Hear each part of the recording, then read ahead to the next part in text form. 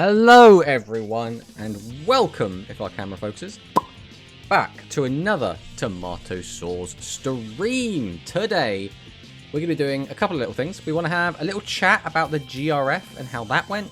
We're going to be talking about the new box that came out, and we're going to be playing with some of the new cards. Specifically, we're going to try out the zombies today. Again, we don't really expect anything from the zombies, so if they do anything, we're going to be quite excited. But who do we have in the chat right now? We have Grand, we have Quick, we have Corono, we have Dragson, we have Banco, we have Waltz Master. Welcome on in. I hope you enjoy your stay. So I guess the first thing we'll do is have a little chat about, I guess we'll flip over the duel next just sit here.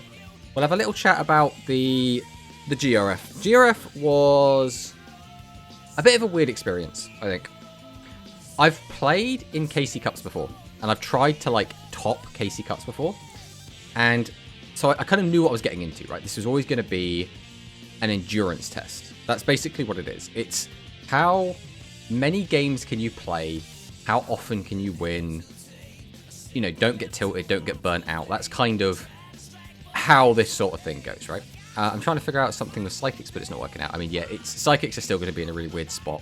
We have to really do some cooking. I don't know if we're going to be able to do anything with them, but at the very least, I think you'll be able to make something similar to, like, the Pyro kind of deck, like Beatdown, where you can win games in a very flashy way, but not very often. I think that's probably what it's going to probably end up being. Hello, Sky. Welcome on in.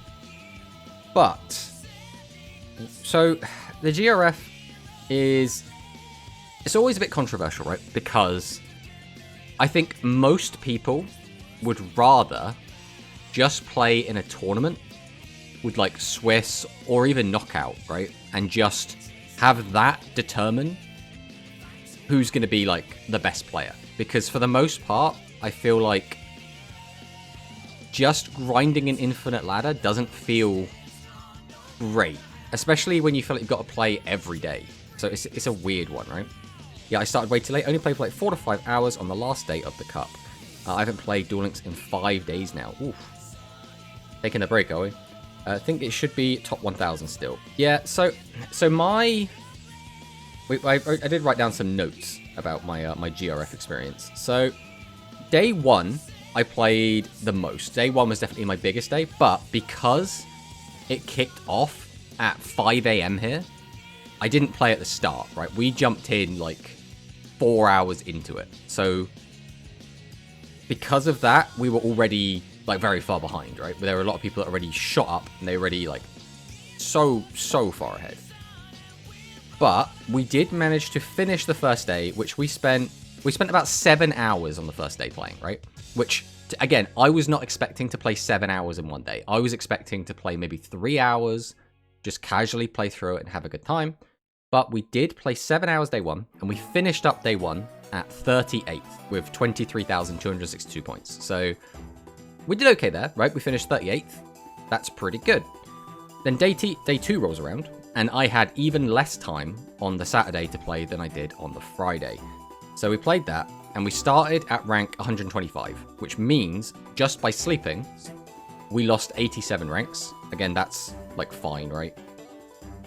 We finished day 2 with 4 hours of playtime. So again, still more than I was expecting to play. But we finished at 54th place with 32,565 points. And then on day 3, we basically had no time to play at all. I think I got maybe an hour in. I think I started at 108th. And I did not even finish in top 100 before, like, it was like, well, I don't have any more time. I physically cannot put any more into this. So we just degraded all the way down. So we did not finish top 100, which is a shame. Because, again, if it was a 2-day event, we would have finished top 100. But I am too, like, busy / have other commitments that I can't play the game for that many hours for 3 days. I can't do it. So unfortunately, this type of event really does not suit, like, my schedule, which is very annoying, I guess. But again, besides that, I don't think I really wanted to play. Like, some of the players were, like, playing, like, 9 hours a day, like, all 3 days. And I'm like, I don't want to play 27 hours of Rush Duel over 3 days. That is, I think, the easiest way to burn out of the event. Let's catch up with chat quick. So, I think it should be stopped at 1,000 still. I was out of the country, so I couldn't play Stage 2. Anyway, so exactly. It's not ideal, right? And I get the whole point of doing it over 3 days is maybe you can't do one of the days, so you can play one of the other days. But it ends up just feeling like you have to play all 3 days, or you can't compete anyway, so it's weird. I feel like it should only be 1 day, if anything, if we're going to keep doing this. Sandbox, subscribe. Let's mute the music real quick. Let's have this music going. For 5 months. Thank you so much, Sandbox. We really do appreciate all of our subscriptions and obviously all of the follows. I mean, without you guys, we wouldn't be able to... Well, I guess we'd be doing this anyway, let's be honest. This is kind of a hobby. But really, really do appreciate any support that everyone gives us. Sandbox 1993 just again. Subscribed for 5 months. Yeah, it's awkward. It's very awkward to find all this time to grind this event. And I think the other thing I want to touch on as well is I really don't think this meta was great for this style of event. Now, I don't think the meta overall is in a horrible spot, right? But the meta is extremely volatile. It's extremely swingy, right? There are hands that you'll open, you'll look at your 5 cards and go, I've won the game, or I've lost the game. And that is just always going to be a thing in Rush, but I think this meta specifically, where there was a lot less counterplay to a lot of what some of the stronger decks were doing, it made it feel like, oh, well, they just opened the God hand, I've lost the game. And I felt that on both the receiving end and the giving end, right? I felt like there were some games where I looked at my hand and I went, I don't think I can lose this game. This is unbeatable. And there are some games where I looked at my opening hand and went, I can't play the game is over. So it's really awkward how sometimes I feel like I got 3 wins because I got lucky, and then I got 3 losses because I got lucky, right? It's awkward. I just looked at rank 470, not bad for just 1 day. Yeah, that is really, really solid. I think the other thing was, I was seeing a lot of people chatting, because I was trying to stay active as I could in various different Discord servers. And the consensus I saw repeated a lot was just, this meta feels bad to grind a ladder with. And I think that makes sense. I think in a tournament setting, it's kind of okay. Because even if you do get blown out, you know, you're just knocked out anyway. But in a situation where you can just queue into... Because I had a couple of, like, long streaks. I think the longest streak I got was, I want to say, like, 9 wins. And I don't think I deserved all of those wins. I think I just got lucky in a lot of those games. And although, you know, I did play to the best of my ability, we tried to make as few mistakes as possible, we tried to play as optimally as possible, I don't think in a normal line we just get those 9 wins, right? And then at the same time, we kept getting like 5 loss streaks. So, and those 5 loss streaks again were because, oh, we don't find any boss monsters, or oh, we found all of our boss monsters, and it just feels awkward. So I don't think this meta specifically was great for a ladder. And I think a big part of that was the 2 biggest elephants in the room. The first of which is Essel. I think Essel feels like, we just get up here, it feels like such a toxic card, because if this card is used to the fullest of its abilities, right? If you slap this down turn 2, use the effect, and hit a big boss monster like a Dragius or something, right? It is overwhelming and can just win the game on the spot. Now, it doesn't always, right? There's always counterplay, there's always this stuff you can do. But even against a deck like Rebels that can just like wipe the board, if you inflict a significant amount of damage to them straight away, they're now like losing the damage race, and that's typically how Rebels win, is they'll wipe the board, get them some damage, take some punishment back, wipe the board, get in some damage, take some punishment back, and then kill kind of on the 3rd turn. Obviously, it varies, but that is generally the game plan. So if you can do a ton of damage to them very quickly, it really stifles them. And that goes for like every deck, right? I mean, I guess you could make an argument that Overlord wants to be on low life, so, you know, maybe there's that. My longest win streak was 8, but I didn't have long losing streaks either. I mean, that's always like a good balance to strike, Dwan. What were you playing, by the way, Dwan? So I'm curious to know what people were on. I was primarily I spent almost the entire time, I want to say 90%, I was on Royal Rebels. Because that's just... It felt like no matter what deck I was against, the Royal Rebel deck could take a win. It felt like it wasn't the underdog in any matchup, which is why I specifically went for it. And just being able to wipe the board means you can like play through anything, which felt really, really good. But yeah, Essel, again, a lot of the time, this card does nothing, right? It just comes down, mills 2. Sometimes, you know, you'll go first, or you won't have it in your opening hand going second, so it just literally won't do anything. How is this card good? It's crazy. It is. So Essel, again, is... It's only... Right, if it just +1s you, so if you just see it going second, it's good, because it's like... It's a seahorse carrier, right? With no setup. So that's fine. If you pump out something that requires tributes, like a Dragius, it's now not just, like, good, it's now amazing, right? That's the issue. I played 65% Royal Rebel, 25% Magnum, 10% Aggro, but Royal Rebel worked the best for me. I mean, yeah, it makes sense. I went from Thunder to Overlord and finally just went easy mode with Rebels. I faced you on day 3 and lost to maximum stack against you. I mean, I did... on day 3, we did swap to Magnum Overlord because, again, we kind of knew we weren't going to get top 100 at that point, so we were just going to, like, test against better players because, at the very least, if you're playing in the GR Festival and you're in, like, top 200, you would like to think you're going to get matched against good opponents, so you get good testing. Whereas, like, if I queue into King of Games, it's a coin toss whether you're going to get someone that knows what they're doing, whether you're going to get someone that's, like, a free-to-play player that, like, is just here for speed rewards, whether you're going to get someone who is just doing a weird deck test with a weird deck, which is why a lot of people, I think everyone already knows this, like to stay out of King of Games. Because then you'll be against people that are actually trying to like win every single game, and like they're really motivated to do so. But I do take the opportunity to get some really good testing in, and I kind of like the Overlord deck. I didn't like it originally when I was testing it. I kind of like it now. But I will say, that deck still can brick. And some people have tried to, like, red pill me on... No, the deck can't brick. It's unbrickable. It is impossible for the deck to brick, because you just get to cheat out monster time. No, the deck can brick. It happened to me multiple times. It's very awkward.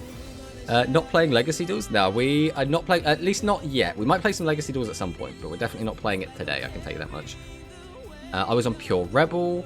Yeah, it also, on Royal Rebel, had like 72% win rate. Longest streak was 11 wins. Nice, nice. Overall, I'm disappointed because I needed one more win for top 100. Oh, that stings.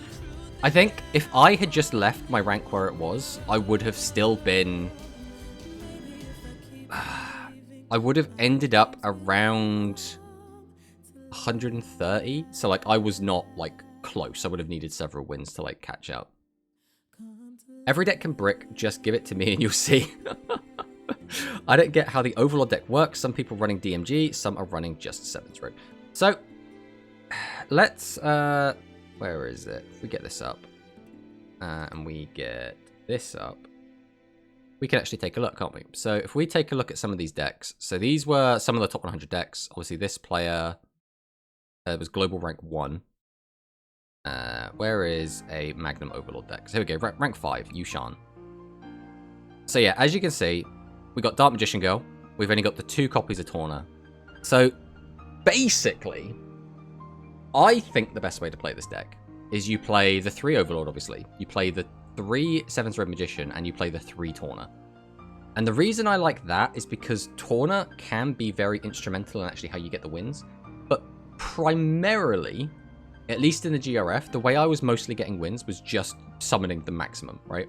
I think a lot of people try to get you onto the fact that, oh, it's a 7th Road Magician aggro deck that has a maximum as a backup. And when I was playing it like that, I was losing a lot more. So what I did was I swapped it up and tried to focus more on just getting the maximum out, and then playing the 7th Road Magician as the backup, and then it started clicking a bit more for me. Basically, most of the games I won with this deck was just summon Magnum Overlord. And in order to do that, sometimes we were stalling out. Sometimes we were not playing the most fun rush duel, but we were getting wins, right? How do you get 3 Torna? What do we mean? Torna's from the Lightning Volt Condor structure, right? So you just get it. You can buy it. Which actually might be a reason as to why some people are only on 2 Torna and have got in the Dark Magician Girl. Because Dark Magician Girl isn't inherently bad, right? Dark Magician Girl is in here entirely to be a beta. It is a 2000 attack monster that you can cheat out by discarding and using the skill. And then because you weaken one of your opponent's monsters by 800, it's effectively a 2800 attacker. If you like... But how do you get 3? You just buy 3 of the structure deck. What do you mean? It's not restricted anymore, if that's what you're talking about. 2 are gems, 1 is money. Yeah, exactly.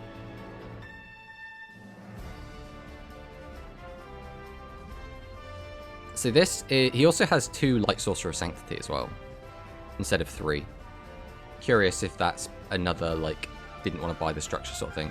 I'm not spending money on the ship. Well, then don't spend money on it. You don't have to. No one's forcing you to. I mean, he has 2 Light Sorcerer of Sanctity, so I don't think that's the reason. I mean, yeah, because this structure deck, you could only get 1 with gems, right? But yeah, I personally was not a big fan of that. Like, if we go down to a lot of these other lists, they're just playing, like, the 3 Torna. The typical Japanese build is you play the 3-3-3 split, and then they just have that. And that's what I was playing. And again, I've seen some people that have said, like, oh, no, you got to play, like, this lineup plus, like, 2 Dark Magician Girl and, like, Ann and Ansela. And I'm like, bro, that is Brick City. You cannot just have that many high-level monsters. To be fair, the deck was relatively consistent, even with the 9 monsters, but there were just sometimes you just open a hand and like Torna, SRM, and be like, well, I guess I'm not playing the game today. But, yeah, it's a weird... So the other interesting things that we saw, so we come up here as well. Hysteric Force. I am surprised this deck is up here, to be honest. In my experience playing, because again, we wrote down some notes about what we were, like, our deck matchups and stuff, right?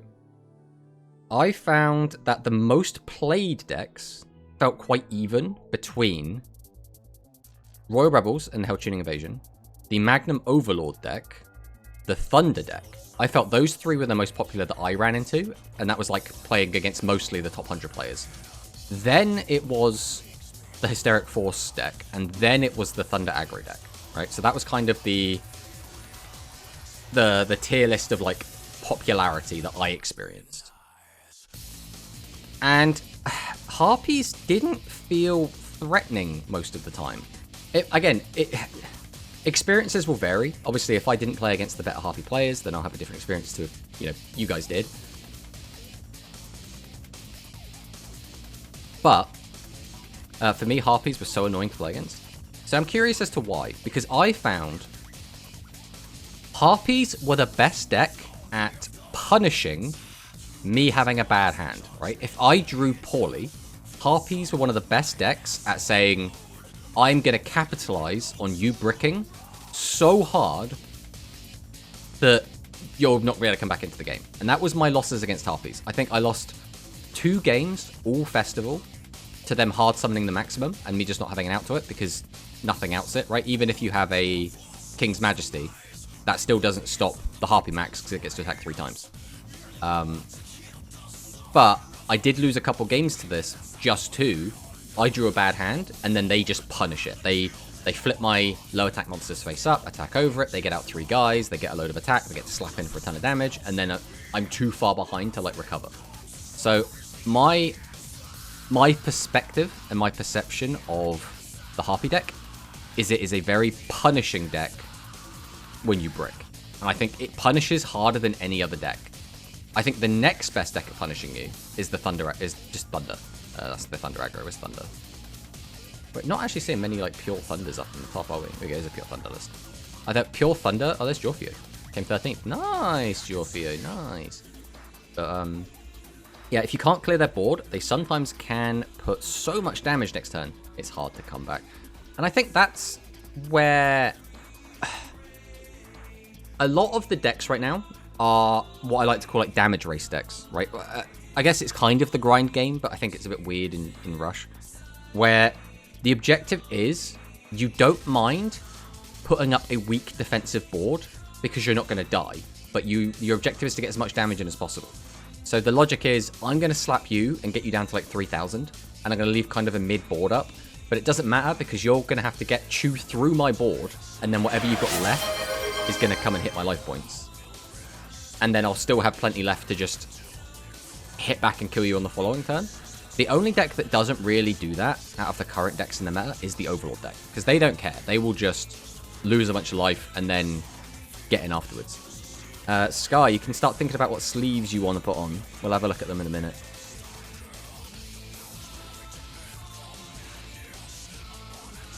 But does Akiza have sleeves?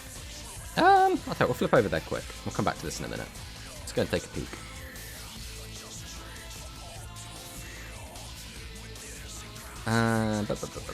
Deck settings, change. We've been on these sleeves for quite a long time now, actually. So we're looking for Aki sleeves. We have these sleeves. And that's not a bad sleeve, right? I don't think we are going to have any other ones for her. A quick flick through.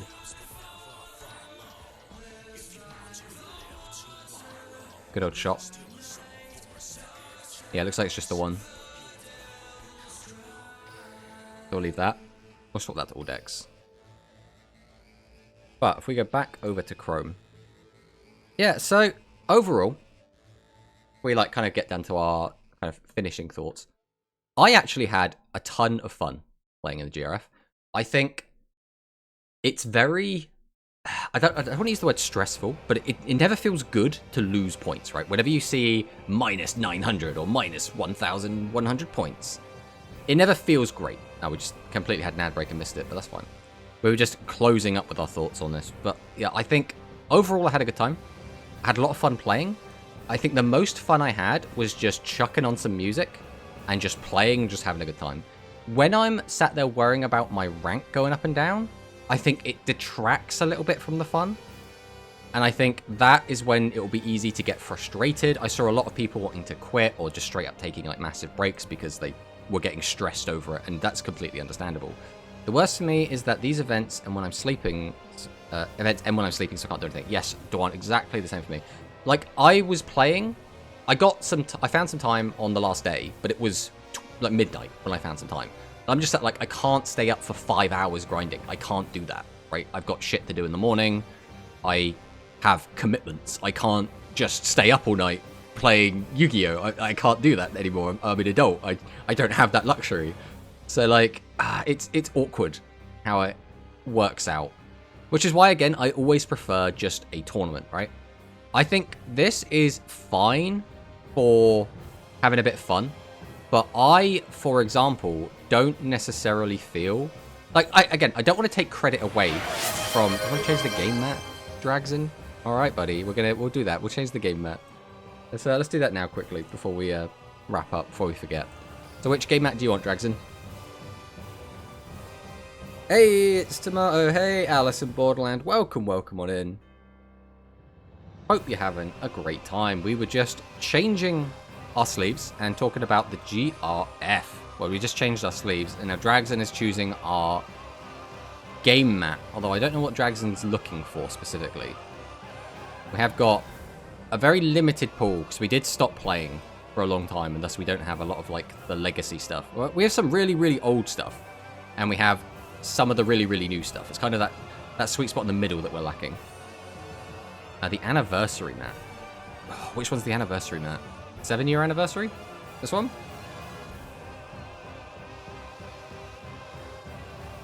Because there are a lot of anniversary maps.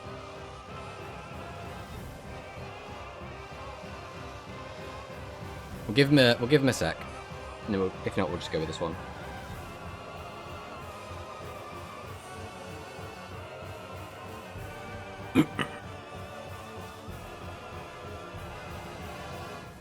The new one with the blue eyes on it. This one? The Chronicles?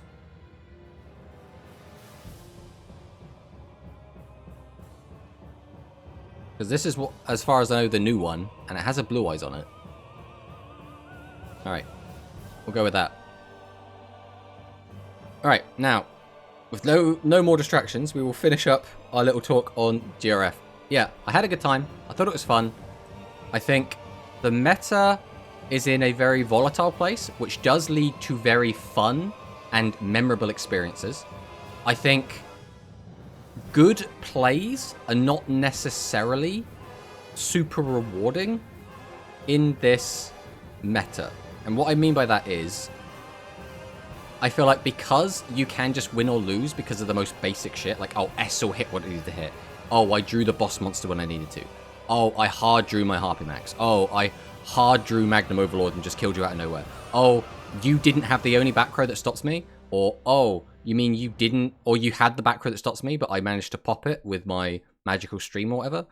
I feel like there are so many situations where the game just ends completely abruptly, and it feels very bad to play that in a elongated time frame. I think we need more defensive options to try and stop that from happening, because otherwise it just comes down to who gets their good stuff first usually wins, and the only really good comeback deck ends up being the Maximum Overload, which again is not inherently a bad thing. I just think if I was going to be grinding a ladder for as long as we were, I would rather the meta rewarded good play more than rewarded good luck, right?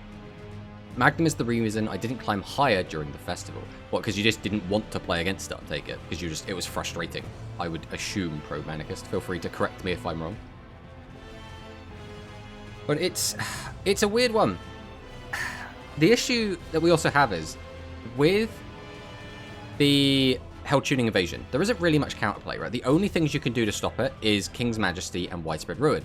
And we have just got a new trap card, the Guard, which does help against it. But the difference is, King's Majesty stops Magnum Overlord, whereas the Guard does not stop Magnum Overlord. So it's like, sure, the Guard is great against exactly Royal Rebels, and I guess aggro, because aggro will wipe your board and then just get in for a direct attack. But Magnum Overlord doesn't care. And I think that's the weird state we're in. We keep having to make decisions that don't encompass everything, because the meta is so diverse. And although I think the best decks are kind of solidified as what they are, there are still a lot of decks in the meta, right? We have Magnum Overlord, we have the Thunder aggro, we have Pure Thunder, we have Harpies, we have Royal Rebels, and then I guess Cyburst isn't really in here. I guess it's kind of these five. Like, Cyburst is really just not in the same level as any of these other decks.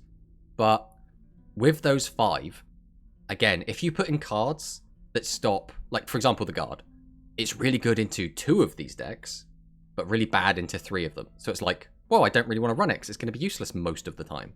Whereas if you see a card like King's Majesty, this is good against everything, right? King's Majesty just negates an attack. So as long as you can include, like, Babysitter Goats in your deck, you're good to go with a King's Majesty. So, like, it's awkward. To be fair, there were some plays you could do to increase your chance of winning. At least that's what I felt when I played Royal Rebel. I mean, yeah, I don't want to...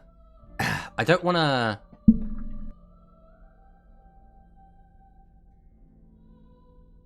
I don't want to take anything away from people. Because, again, I do think when you reach a certain level, when you get to a certain rank, you should only really be playing against people that really know what they're doing. At that point, all you can do is see the lines, right? There is, I think, a lot more depth to a lot of these decks than people do give them credit for. For example, I made a lot of very interesting plays with the Royal Rebel deck that I wouldn't have even thought of had I not been grinding it for, 10 hours on the weekend. So some examples of this would be things like getting out, I think at one point I used Monster Reincarnation to discard a Curry Bot to then take back a Heavy Metal. Then we used the other Curry Bot on our hand to get back the other Curry Bot. Then we managed to summon it like a second monster. Then I think we tributed over to get out Heavy Metal, and then we tributed over Heavy Metal for another Heavy Metal to like pop our opponent's board. And that felt like, oh, I have seen through the Matrix. I have seen these crazy lines, and I've managed to find like exact lethal through this and that. And like doing that does feel really good, and it is, you know, really nice. But I also think for every moment like that, you're gonna have like, man, I really hope my opponent doesn't draw the one invasion they have left in their deck. Oh, they drew the one invasion left in their deck. I guess the game is over. Thunder's worst matchup, I was fine against everything else, but because Thunder puts out small damage consistently, if they wall up and keep a card in hand, you lose to Magnum, and it was everything during the climb. Yes, I completely understand that. I think the best way to beat Magnum as Thunder is probably just go all out aggressive, and then if they draw the max, they draw the max. I think that's kind of, like, it feels bad, but like Thunder doesn't have the luxury of just trying to kill your opponent out of nowhere. So I think you just have to go aggressive and just say, if they draw it, they draw it. If they don't, they don't. At least that was my mentality playing that matchup. It's funny as well how infrequently I got maximumed when I got to higher ranks. Hey, thanks for the follow, Outlaw. This is why I play the Earthbound Trap. The Earthbound Trap is a very interesting one. I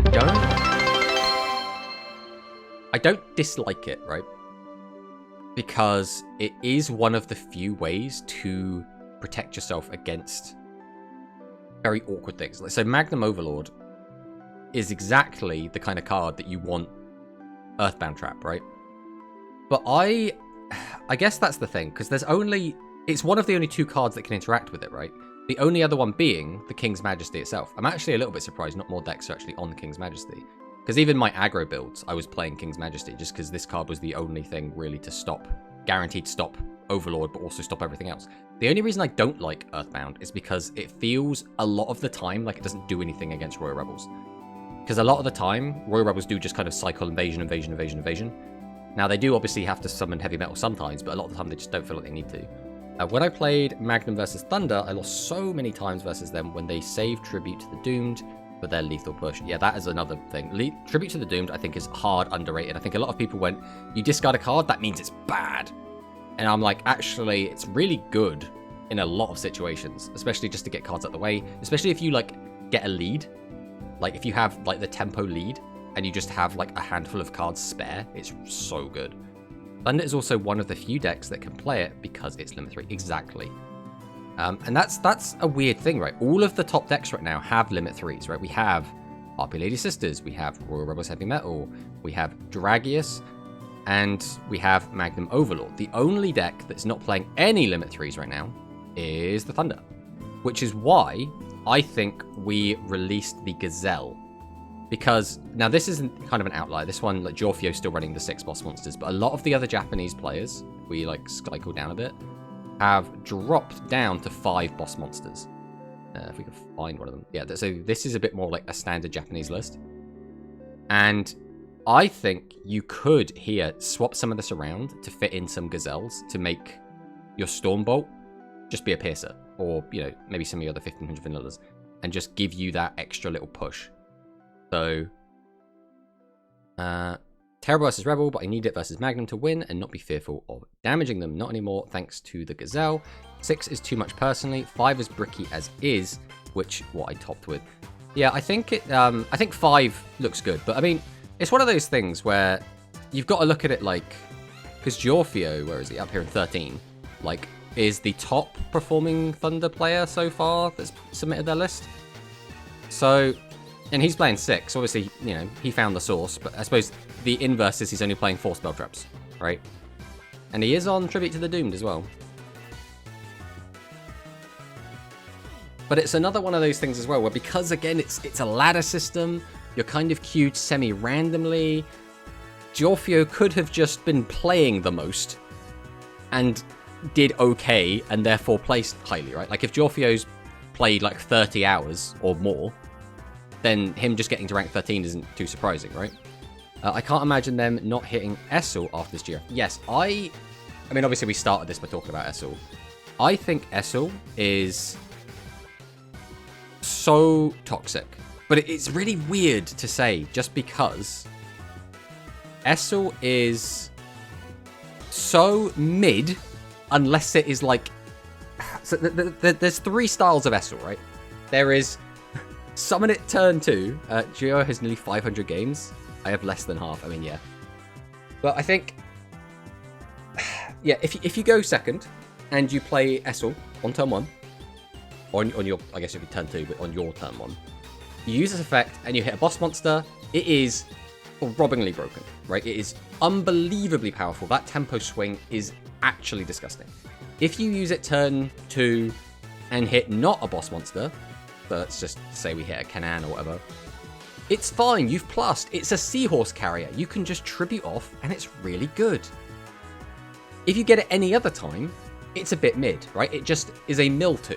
Now, milling 2 is still fine, right? We're playing a meta where, like, Talismanic Sealer Ray exists. We're playing a meta where Canaan and Seahorse Carrier exist. So, like, there are still reasons to put cards in the graveyard. So just milling 2 is not bad, but it's nothing special, right? It's fine. It's okay, right? But that's what makes it feel even worse, because there are some people that will use this card almost entirely as a mill 2 and be like, this card's crap. Why would you even bother using it? I use it all the time, and it comes off maybe once in every 10 games. But the problem is that whenever it does come off, it feels horrid. It's like, oh, I just got utterly sacked and there was nothing I could do about it. Great, that felt like fun. So that's why I don't like it. Essel is very high roll. Most games it doesn't do anything special. So that is the other thing. During my first day, I was playing 3 Essel in my Royal Rebel list. But what I did, I started keeping track of how many times during that 7-hour session I used it. So I managed to use Essel's effect to summon a monster a grand total of 5 times in 7 hours. I had 3 copies of it. 5 times we got it off. And of those 5 times, 3 times just summoned a regular monster and 2 times summoned a boss monster. So I got the Super Essel high roll twice in 7 hours, which, depending on how you look at it, might be quite a lot, it might be quite a little, but I felt like I got high rolled into so much more than that, and it felt so bad. It's just, it just feels so mid, right? I dislike it. I would be very happy to see Essel get hit. I don't even know what you do to hit this though. Like, do you put it to limit 3? If you put it to limit 3, it then becomes an awkward, like, or do you just play it in Thunders and that's it? Because it stops a lot of decks from using it, but I think Thunders are like the best deck for it. But I think the biggest annoyance to bring back card is going to always be a Dragius. Then bringing back a Dragius is so insane. So I think you need to get it away from aggro. Let's have a look what people are saying here. It's really shit unless you exactly are going second and hit a boss monster on the mill. Shout out to the guy who Essel'd me into Mill Dragius, Tribute Second Dragius. I did that at least once during the event, so... Essel's risk reward is the most balanced in the game. Either 3 bricks and just mills for 1 chance, or maybe getting a big guy or tribute fodder. So, alright, I hard disagree. I think when you have such a variance card that does either win you the game, or is just, at the very worst, just tribute fodder, that is horrid card balance. I think this card works a lot better in the modern game, which is when it's supposed to come out, right? Because this is a late Go Rush card. Because we already have a ton of different options, right? Essel being out this early has just created if you just draw it at the right time, I guess you just win the game. And again, that's not always going to work, right? Sometimes you will summon a boss monster and you'll still lose the game. But it puts you in a much, much more favorable position just because you got lucky. And I think that is horrid game design. That is bad. That is straight up bad, right? No one wants to just get sacked and lose. And that's exactly what Essel is. It's the get sacked and lose card. So I dislike that take. And I've also seen people saying like, oh, well, Essel balances like going first versus going second. And it's like, well, if I'm playing 3 Essel, now I just always want to go second. Because it's just a plus going second, right? And you also get to be first pulling the trigger.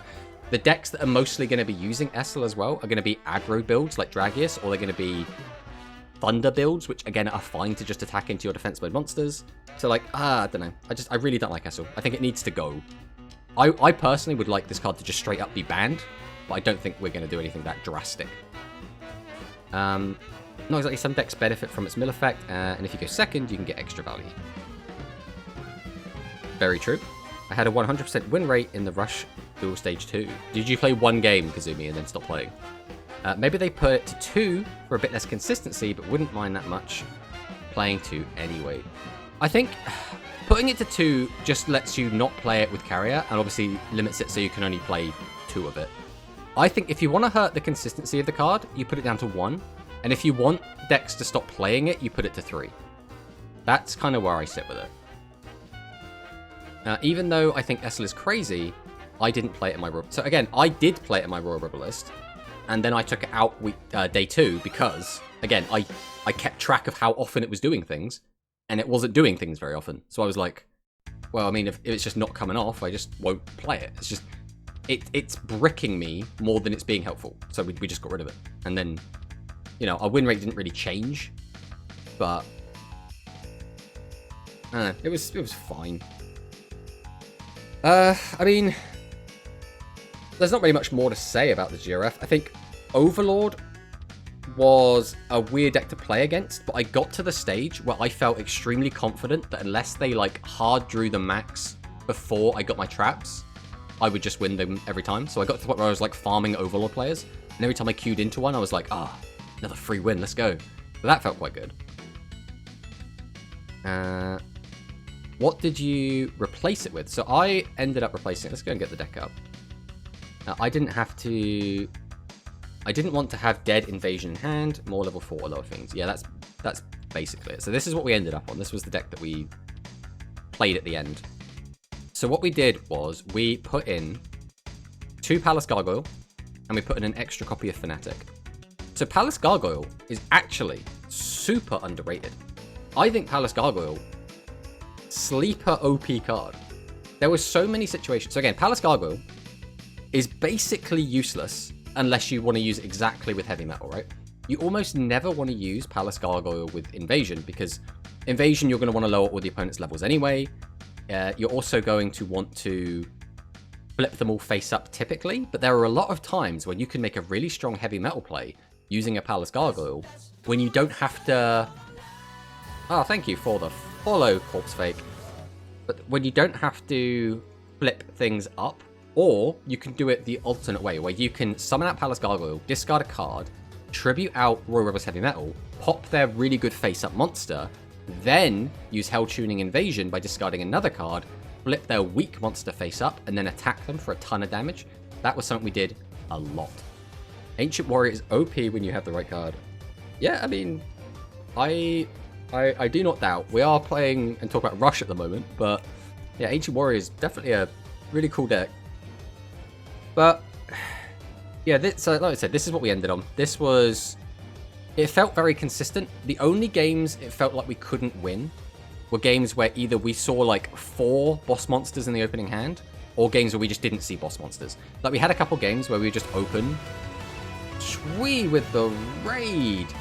Bringing in 3 duelists. Welcome on in Shui and Shui's viewers. We are the Tomato Saws. We are talking about Rush. We are talking about the GRF. Talking about the new box that's just coming out, or just come out, I should say, and building new decks.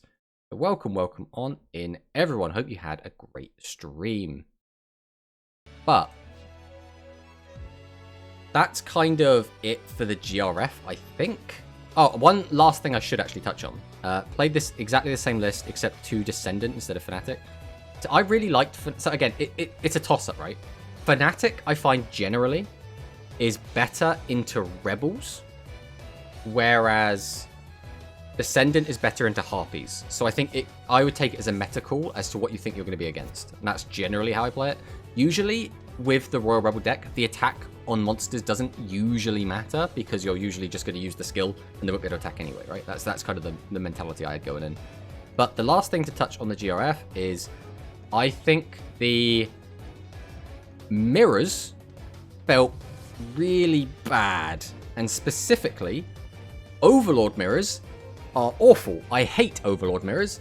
I found that people would just sit there and stare at me, and I would stare back, because neither of us wanted to get to the stage where the other one could kill them with Overlord. So it became like a jockeying battle of, alright, I need to get you just low enough that you can't kill me with an OTK, but I can kill you if I get like a double Sevens Road Magician Tawna play, and it's this like weird, like, I don't want to push you too far, but I need to push you just far enough, and your opponent's trying to do the same, and you're just trying to basically like, oh, I need to like not put my opponent, and it feels awful, right? I think some people would make an argument that, oh, it feels very tactical, you've got to be very deliberate, you can't just haphazardly swing in, you've got to do this, you've got to do that. But it feels very stale, it feels very stally, it feels very uninteresting to me. And that's why I really didn't like that. And then in the Rebel Mirror, I think it, for the most part, would come down to who was luckier. Now, again, there is some depth to these matchups still, especially the Overlord matchup. But I did not like playing either of them. I think both the mirrors felt like ass. I would much rather play against any other deck other than the mirror of the deck I'm playing if I'm playing either Rebels or Overlord. And that's just kind of how I feel about that. What we have to do now, though, is blow my nose. So we are gonna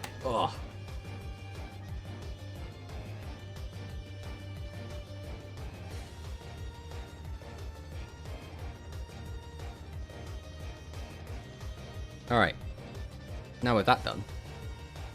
I also tested the new skill and some of the new fiends. It's really fun and not so bad. When they nerf the Royal Rebel skill and not completely kill it, the deck has 2 really great builds. What do we think they're going to do when they nerf it? Because they have to nerf it, right? They can't leave it as it is. I don't even think the skill is like... The skill isn't overpowered in the sense that you can never like really hard kill your opponent. A lot of the time you're going to end on just 2 cards, and that's very easy to like break on the crackback. I think the skill feels unfair in the fact that there is very little counterplay to having your entire board wiped and then just attacked. I think they're trying to use the guard as a, oh look, there's now counterplay. But again, how many decks are actually going to want to use the guard when it doesn't do anything against Harpies, Thunder, or Magnum Overlord for the most part? Like, I don't know. It's a weird one. I think the guard is a step in the right direction of, oh, we need tools to help. But it's like, yeah, but no one's going to use that unless it's generically good against everything. So no one's going to use it at all. It's like if Talisman Accelerate. If this only worked on like level 10 monsters, I don't know if people would play it as much, to be honest. Like, this card is played because it is good against literally everything. Otherwise, people just wouldn't bother with it, right? I tried it out too, and it seems much worse than the Hell Tuning Invasion build. You cannot beat Set 3 Pass. I mean, that has been Royal Rebel's problem literally forever. Set 3 Pass hard counters them. Half the damage the turn use the skill. I think that kills it, personally. I think what I would like to see is don't flip up all the monsters. That's what I want. Flip up 1 monster. That way, it still kind of hurts Invasion, like specifically Heavy Metal's Invasion, or Royal Rebel's Invasion. But having your whole board wiped with no way to deal with it just feels like ass. So I think change that. Just make the skill once per duel. The fact you can use it multiple times is bullshit. I think for the same reason, though, that makes it really crap. So, I don't know. It's a weird one. Just make it so it flips face up and doesn't change battle positions of your opponent's monsters.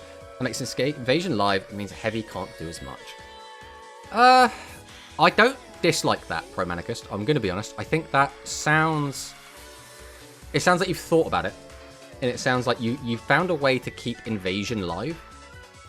But I think... Just let Invasion die. I think I'm fine with that, right? I like the idea that the skill is still usable and make Heavy Metal the new focal point, right? Because you can still... I still like the fact it weakens maximums, so that means that Royal Rebel 7 out to maxes. I still like the fact you can weaken boss monsters, so you can kill the boss monster and get the attack boost. What I don't like is when it's just like, oh, I'm going to wipe out your entire board, and then I'm going to attack you directly. Because that feels like ass. That's what I don't like. And if we were to do it the way that you're suggesting, Promanicus, that doesn't change that, right? What I would rather is just Invasion doesn't wipe the whole board, right? Because Invasion can still kill level 4 and lowers anyway, right?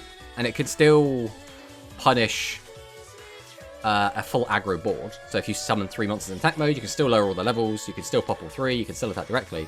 It just means it gives your opponent an option to play defensively if they are worried about being blown out, right? That's the way I kind of look at it. I would just like flip up one monster instead of all of them. That's the change I would like to see. Instead of having DPS, I would say limit amount of attacks to 1 that turn. Yeah. That way you don't allow Buyer to get in for the extra 12. I guess that's the biggest thing there. And if you're really far ahead, you can't just summon out a second boss monster and get in for 25 and 23. I don't think that's a bad idea. I'm just trying to think of the clock, right? Because as is, Royal Rebels kill you usually in 2 turns, right? So by not allowing Buyer to hit in, you're basically extending it to a 3-turn clock. Which I don't think is bad. I don't dislike that. I don't know if there's any... I think that's all I want to see changed, right? I don't think anything else... Right, I don't think Overlord... I don't think the skill needs a nerf. I think we need another card or something.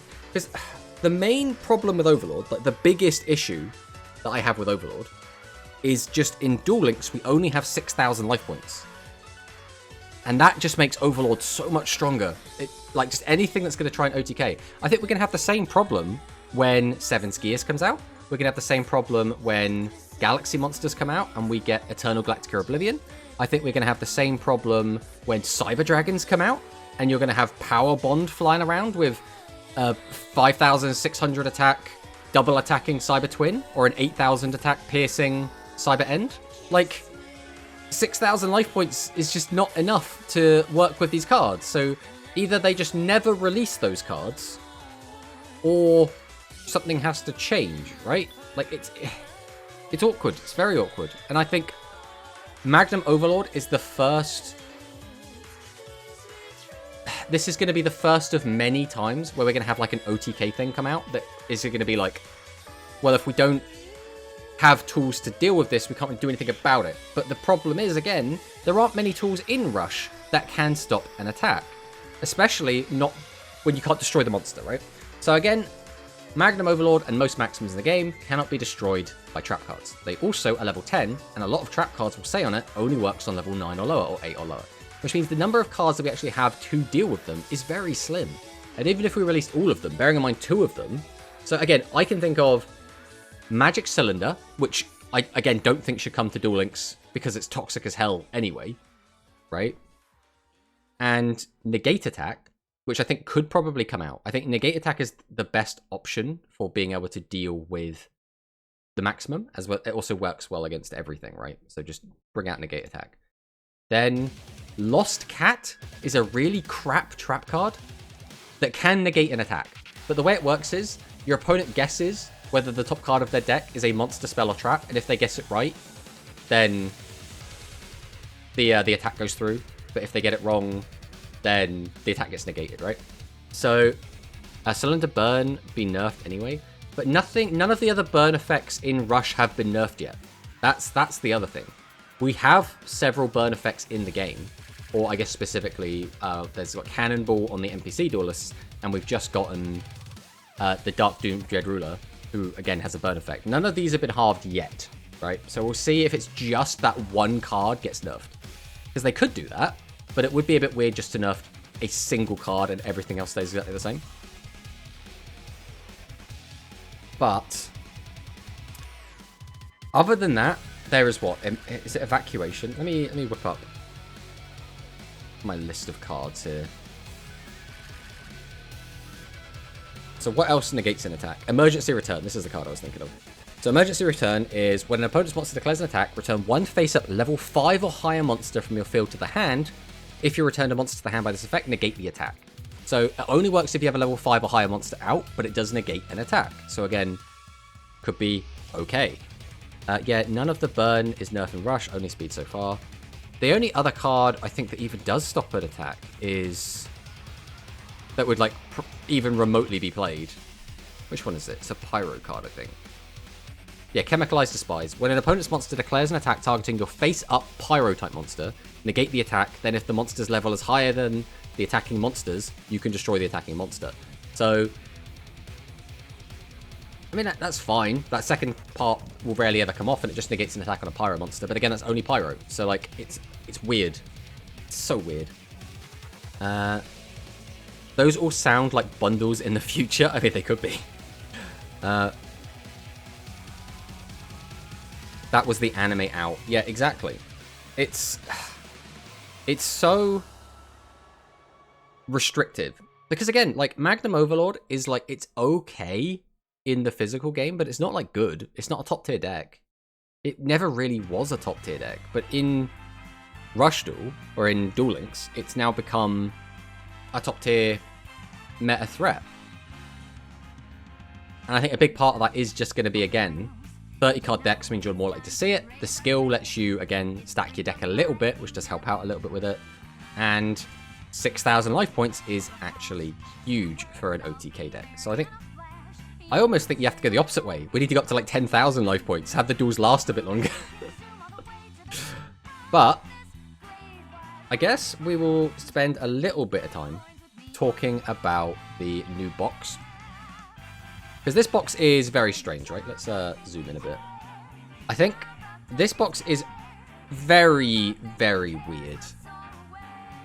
I'm excited because I just like new cards, but I don't think any of this is going to have like a huge meta impact. So let's go through them a little bit. So we've got Dread Ruler, which is very mid. I think if this card didn't have to send a zombie monster from your hand, it would be okay. I think we're at a stage in the game where it's still very simplified, and therefore card economy is extremely important. And losing a card from your hand, most of the time, is not going to be worth a 1,000 boost. And the 700 burn is like, it's nothing, right? So it's like, it's whatever. I don't... Unless we get a skill to support this. Exactly the same with the... Is it a Sea Serpent we've got at the moment? We've also got some other useless boss monsters. We've got the Super King Rex. Until we get like skills for these cards, they're not going to do anything, right? So I'm not expecting anything from it. I opened 3 of the box and I feel scammed. But I guess I wasn't spending those gems anyway since I don't play much speed. Yeah, exactly. Well, so I'm exactly the same, basically. Doesn't feel like a new box. Feels more like a cut in the main box, 2 out of 3 to 1 out of 3 to 2/3 to 1/3 to keep the... Yeah. So again, I don't dislike the idea of that, right? I think by doing something like this, you have the option to release things like the Guard, right? Where the Guard could be in this box as a direct answer to people crying out for Royal Rebel nerfs.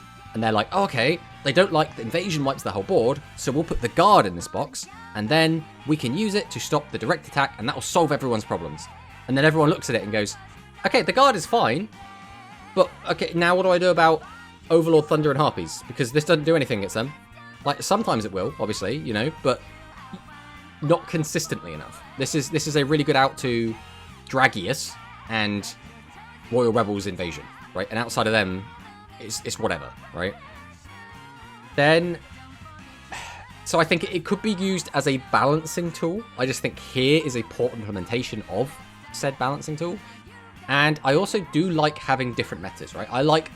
We have this meta where we have these cards, and then we're going to do a slightly different meta 3 weeks later, so we're going to introduce these other new cards. And I'm like, okay, I like having that when the meta gets affected. I don't know how many of these cards are actually going to have a real impact on the meta. Let's be honest. Dread Ruler isn't. I still don't think Doom Metal is probably going to be played at all. Like, realistically, I think you still just play Heavy Metal Tuning, or Hell Tuning Invasion even, and you just don't even bother with this. Esperard, I really want this card to be good, but I think too little too late. Getting yourself under 1,000 is kind of a pain in the ass. And then you kind of have to win that turn or you lose on the crackback. So, kind of whatever. The Guard, again. Maybe you play this in Thunder as a one-of because you can't play Majesty in Thunder. But I think unless this card worked against everything in the meta, you don't play it. Thunder Gazelle, maybe you play this in Thunder. I think maybe you do play this in Thunder, to be honest. But, I mean, that's neat. Rogue of Archfiend. Yeah, it's fine. Future Diviner, again, same. I don't think it's going to do much. Royal Rose Phaser, potentially really good. If nothing else, you can just use this to be like just a body tribute off, and sometimes it's effectively live. I mean, Phaser was a really good card for a very long time. It still sees play in Royal Rebels today, so... they're not actually any good ways for Psychics to lower their own life points, and the skills are mediocre. Exactly. I don't think any of the Thunder cards make the cut, honestly. Well, none of these ones are. The only Thunder card really worth talking about is... Oh, I guess Clapping Thunder as well. Clapping Thunder is... So Clapping Thunder, legit, this card is really good, not against maximums. And this card would be a lot better if we didn't have the skill. So the thing to remember is, in the physical game, which obviously when Clapping Thunder came out in that, we didn't have the ability to weaken our opponent's monsters. We didn't have the ability to change them to defense mode. So because of those two things, reducing all three of your opponent's monsters by 400 and drawing a card was really, really strong. And I think there is some potential for this to be useful in the future, but I don't think it's now. Maybe like you could play this as like a one-of, but I think the best way to actually use this might be in a like Thunder aggro list with Dragius, because Dragius is the one that would get the most out of weakening your opponent's monsters by 400. But then you'd have to like summon, use Clapping Thunder, then get the extra draw, then tribute those into Dragius, because you can't already have Dragius on the board because he's not a Thunder type. So it's awkward. It's very awkward. The super mini box should not be a thing, and be a part of the box. Again, I don't hate it. I don't mind them doing like a mini and then a super mini afterwards, and basically having a main that's split up a little bit. Like that doesn't bother me, but I would like the impact of the super mini to be better than it is, right? I don't think this is realistically going to change anything. And I think that's the disappointment thing. If anything came out in here that was actually really good and actually changed up the meta, I think people would like this a lot more. But because it doesn't, it just feels like, oh, these are just cards we could have already had. So it's like, why make a big hullabaloo out of it, you know? Phaser and Doom Metal are good, but not in the Invasion build. I think that's the takeaway, Waltz, right? But then I don't know why you would play the Doom Metal build over the Invasion build. Because again, you beat this deck by setting 3 monsters and passing the turn. So like, eventually you'll draw your outs, and then that's it. So if the other build gets hit, or like straight up killed, then yeah, I can see this being okay. Again, Clapping Thunder, we've already kind of spoken about. Samba Zombie Rio, why does this card exist? Like, are you really going to play like dedicated zombies, where you're going to be running 3 copies of this card just to have discard outlet? It's like... Crawling Torso's fine. It's worse, I think, than the other 2 engines. The only better thing this has going over the Beast engine is it doesn't take as many slots in your deck. So that's fine, I guess. But the only thing it has going over the Aqua engine is that we can run 3 of the card that actually pluses us, right? Because the Aqua engine is better because the monsters you can get are 1400 butts or 1400 attackers, and the Beast engine is better because you have 1500 attackers, 1300 attackers, and cards that can weaken your opponent's monsters, which means they fit into like the aggro theme a lot better. So I don't really see where Crawling Torso fits, really. Like, we started seeing people playing decks that were basically like 3 Dragius, 3 Ancient Arise, and then just Beast engine, Aqua engine, 3 Karibot, call it a day. But even those decks, I don't think would find room for this card. Like, Crawling Torso just doesn't work in those. So, I don't know. I don't think this is going to do anything. I think we need a zombie skill for any of these zombie cards to really do anything.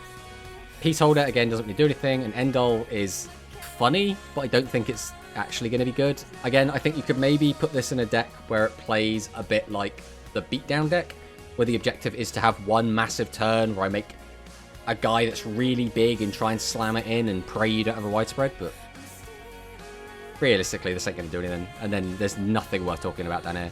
The only thing I would say, Thunder Beetle Boost is a weird card because when an opponent's level 8 or lower monster attacks, if this didn't have level 8 or lower, this could potentially actually be okay, because this would be a way to survive a Magnum Overlord hit, right? Because if he just attacks a face-up Thunder, if we only have face-up monsters and we have Thunders, gain life points equal to the attack of the opponent's monster, so basically we don't take any damage. This would be a way to survive a Magnum Overlord. but it says level 8 or lower, so it doesn't, which is a big shame.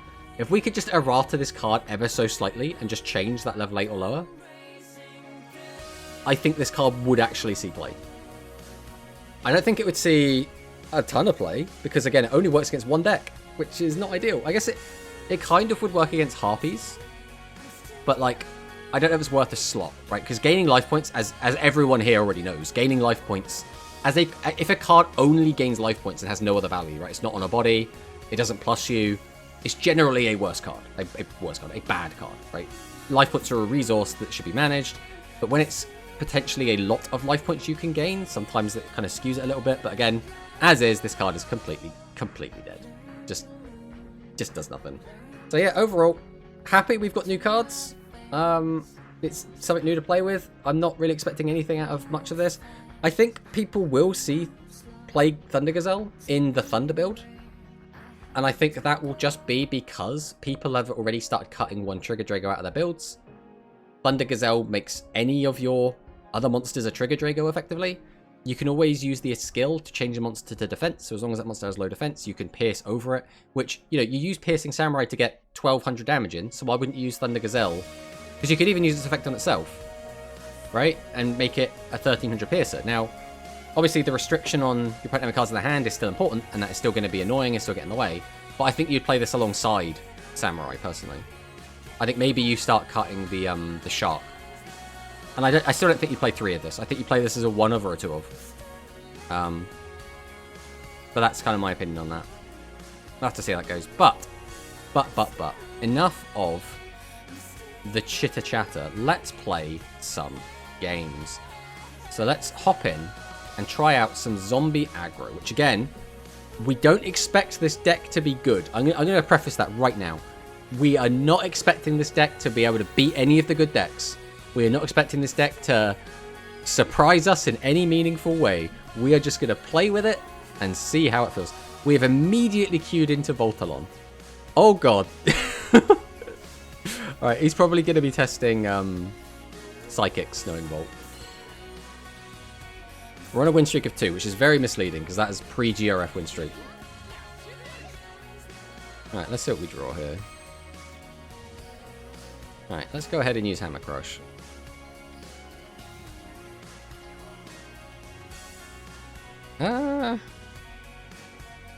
If he's on Psychic, it's going to be a little bit awkward. We will... Right, let's get a little bit greedy. We're going to set. And then we're going to end. We're just going to end on this. So this is super greedy. Is this just going to be the hangry animation as well? Okay, it's just the hangry animation. I was hoping it would be something a little bit different. Right, Cyclone. Immediately hits our widespread, which is a little bit sad. Set. Tributes both. Summons out Prima. He's on the Curry bot as well. Takes back the Dream Drummer.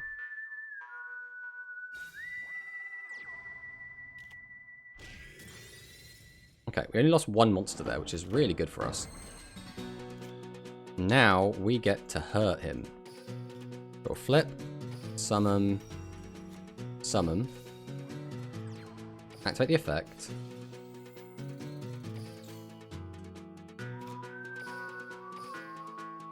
Tribute 1. Tribute 2. Summon. Activate the effect. Activate the effect.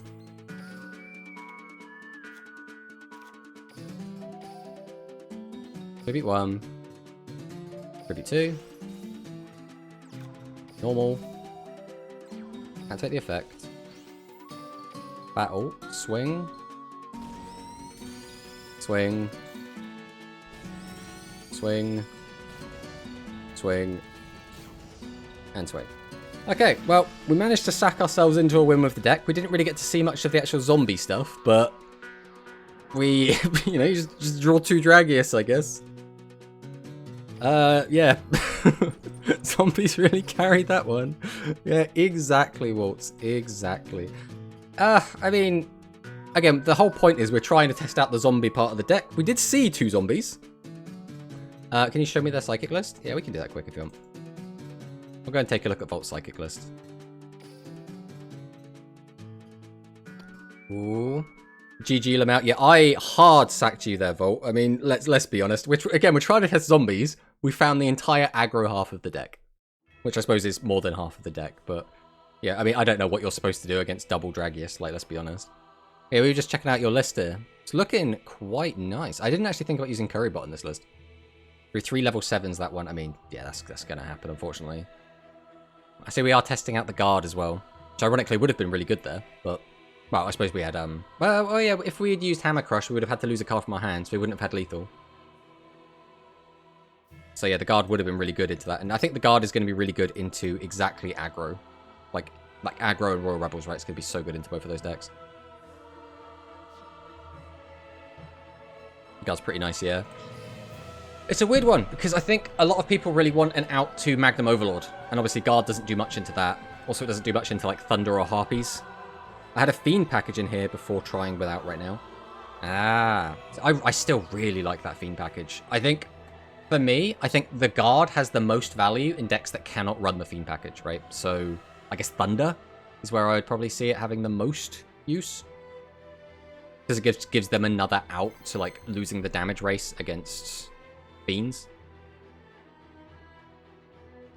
Alright, let's see who our next opponent is. It's Penguin! Oh god. We're playing against everyone we know today.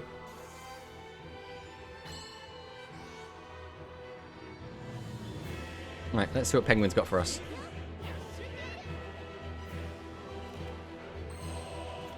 This is a code red. We are bricking. We need a monster. Oh. Okay, I think we have to summon here, right? We can't get cheeky and just not. So we're going to normal Essel, activate the effect, mill some cards, set. Then I guess we're going to just summon out Red Ruler and attack.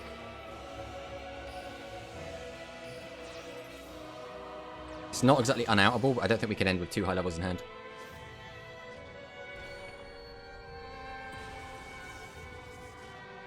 Alright, I'm a little bit disappointed it's the same animation. I would have thought when it didn't say, like, turn... Because this one doesn't say turn into Hangry Roman.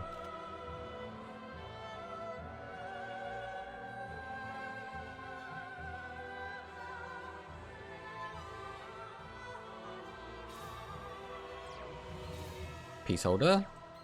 We've got Future Diviner. Doesn't do anything yet. Needs a level 7. Tributes 2 for the Prima. Also doesn't out this, because it's just a lone 25. Uses the effect to add back the Future Diviner. So now we're going to summon out the Diviner and use its effect. Draw a card, which means now we can look at our entire hand and see what we can discard. We can even discard the card that we drew, which looks like is what we did. Summon set. So we are going to go for the Crash. Okay. So this would have been hard punished by a Widespread. Okay, these are all cards that exist. We can straight discard, right? There's no reason to not. So I'll go Hammer Crush. Discard Canaan. Pop. Summon out Seahorse. Activate Seahorse. Bring back Canaan. I'm then going to summon out Canaan.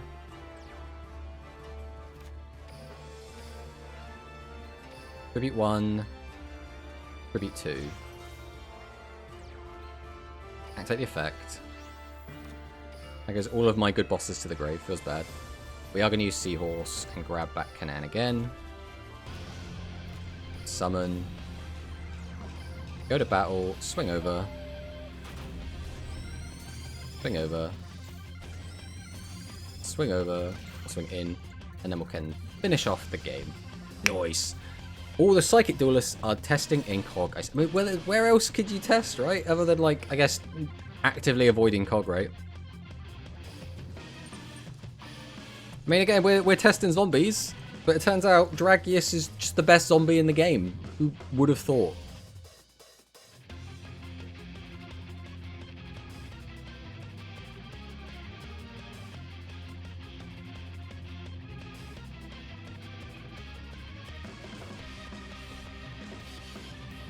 Right, let's see if we can queue into a not Psychic player today. I was expecting just a bunch of Royal Rebel players, to be honest, trying out the new one. Hey, Tomato, thank you for lending me the Lamborghini yesterday. Totally appreciate it. Well, I hope you didn't scratch it. You better not have. Perpetual best card as per usual. Yeah, I think it's very difficult to come up with any kind of argument for Dragius not being the best card in a world with no skills, right? So as soon as you're playing a boss monster, or you want to play a deck that doesn't have the restrictions that the skills have, it will always just be default to Dragius plus whatever. It's like, the best way to play dinosaurs right now is Dragius. Oh look, there he is. Yeah, there's no reason to not do this just immediately. What do we draw?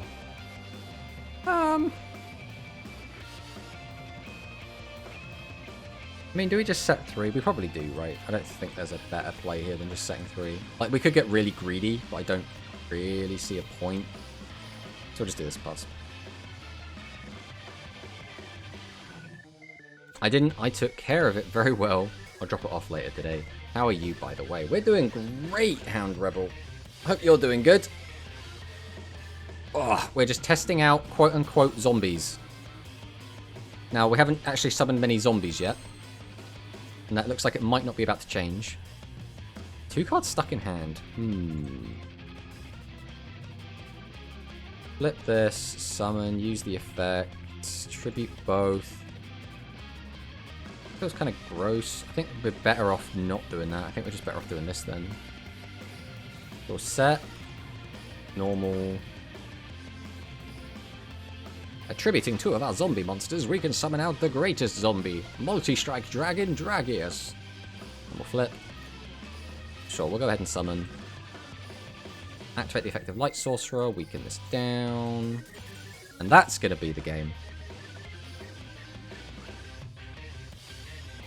Apparently that's all it takes, is just Dragius and attack reduction. Well, I made someone rage quit in Magic the Gathering, so I'm doing pretty well. Are you the kind of person that revels in making people rage quit card games? I respect it. I respect it. Okay, so we're just on the Aqua list. I assume you were playing Arena?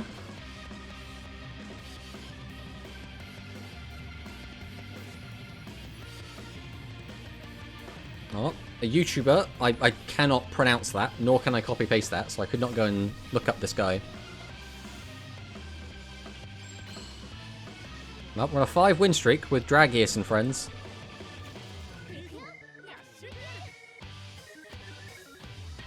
Well, sorry, only 3 win streaks, 2 of those were on this deck. Set 3 pass, pretty standard so far. Oh, so 2 tribute monsters in hand. Did not want to end with both of them. So chances are that has 0 defense. So I think we might get a little bit cheeky and try and attack into it.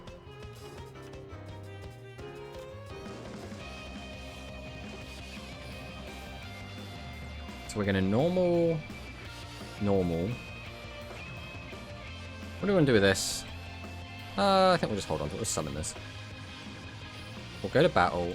We'll swing him. And we'll swing him. Oh, cheeky. Who's playing Howling Bird? I'm a little bit surprised to see them on Howling Bird, to be honest. Yesterday, I got my science deck, so I decided to be evil and make an infinite loop deck. Arena. Imagine you are playing Arena and you have a deck that has a chance of winning, but then your opponent decides to make infinite squirrels. I don't see how people can dislike infinite squirrels, to be honest. I mean, who doesn't love squirrels? Alright, I'm probably going to tribute these 2 for the other high level in hand. Is going to be Esperard. Quite nicely as well. We have put ourselves in a situation where we have lower life points, which means he can't use some of his effects, which is primarily going to be Roman Pick. Goes for the Diviner, draws out a card.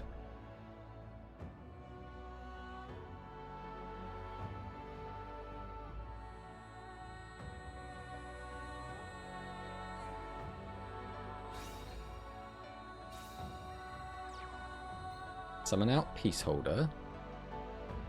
That's what I'm saying. By the way, what is the current event since I missed on the second stage of the festival? The current event is the Roa rerun. Oh, Folder Blitz as well. Was not expecting to see Folder Blitz today. Well, he knows what our back row is. So we always just use this. I guess we'll just win the game, right? Like, behold my power.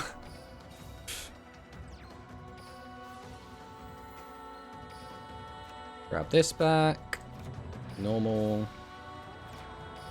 Normal. We have lethal on board already, but we'll summon this as well. Activate. Battle. Man, yeah, zombies. Zombies, man. Definitely. Look, we're going to win the game with a zombie. Go, crawling torso. Ah! Wait, we can get Roa? Yeah, we get... It's the Roa rerun, yeah, so we can pick him up again. Behold. Draggy is still being busted AF. Exactly, Humongous. Exactly. Again, I don't want to be playing Dragius, right? But what other choice do we have when Konami doesn't give us a zombie skill? Right? If Konami refuses to give us the zombie skill, how else do we play it, right? Also, the Legacy Duels event is up. Oh yeah, I forgot about the Legacy Duel event. That is, oh, we're against ESP again. And it's an ad break.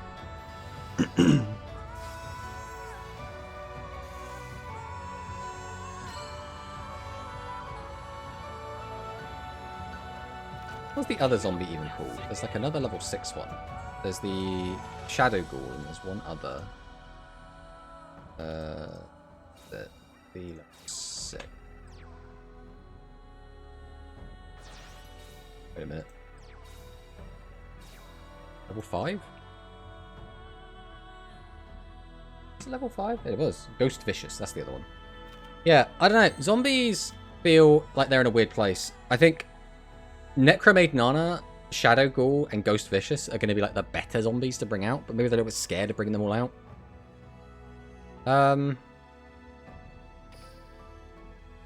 Right, let's go Hammer Crush Deal first. Pop that down. No, that's funny. We'll go Essel. Essel effect. So we can't use Crawling Torso. But there's still no reason to not just plus off this. There's no real reason to use much of anything here. I guess we'll take his Thunder. Haha! My Thunder! Then... got a 2500 guy. We have no way to weaken it. And he's got 2 back row. So if we do want to attack into this, we would just be giving up our Dragius. Which doesn't feel great. With 2 back rows, or he could just pop our Dragius.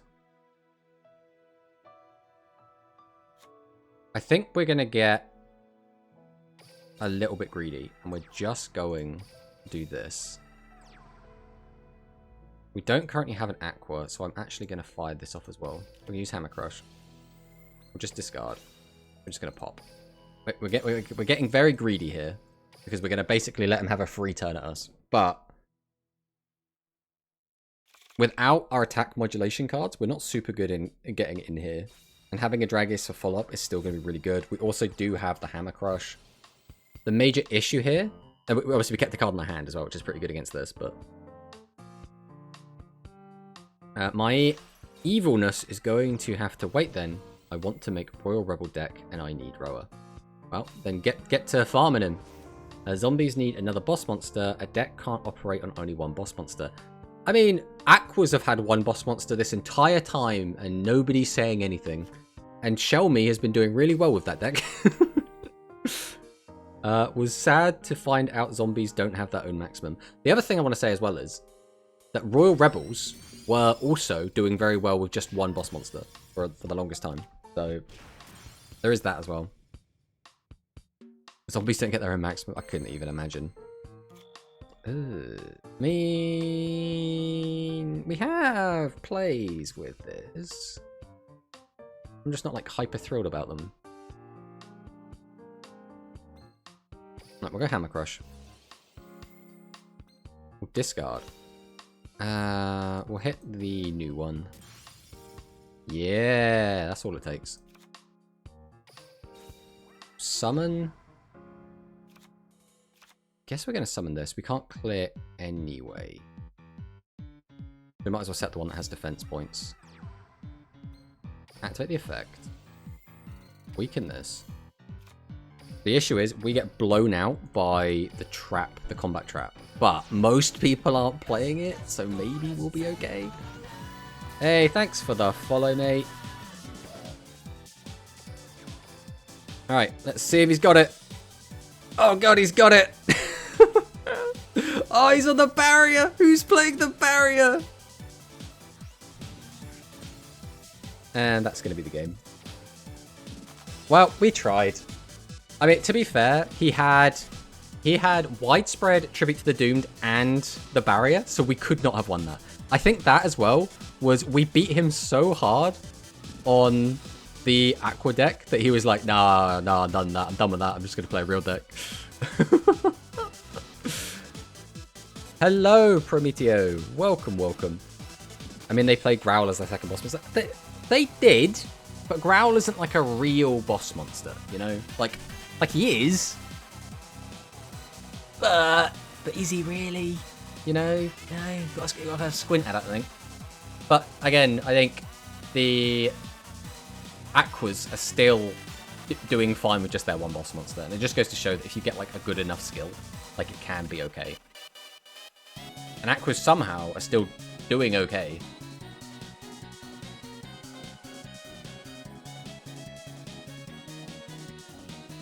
And I also want to say as well that for the longest time,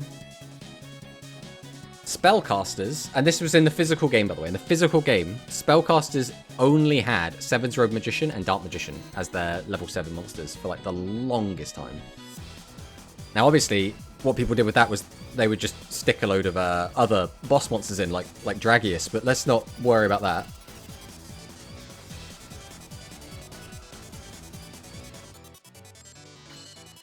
Okay, so it looks like we're against probably more psychics here. Let's see what they've got for us. This is a little bit of an awkward hand. A lot of stuff we want in the graveyard, but unfortunately we have to give up a light sort when we've already got 2. I think I value having Seahorse Carrier more, because if we draw a double tribute monster, we can just get them both out.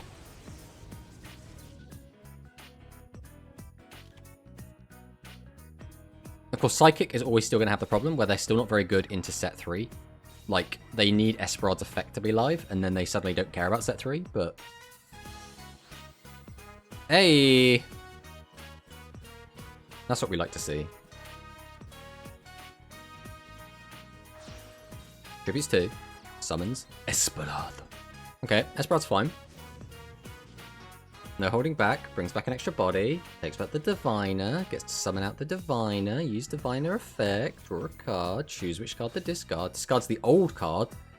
Did find a back throw off that draw. So that could be huge. Although we know it cannot be a widespread.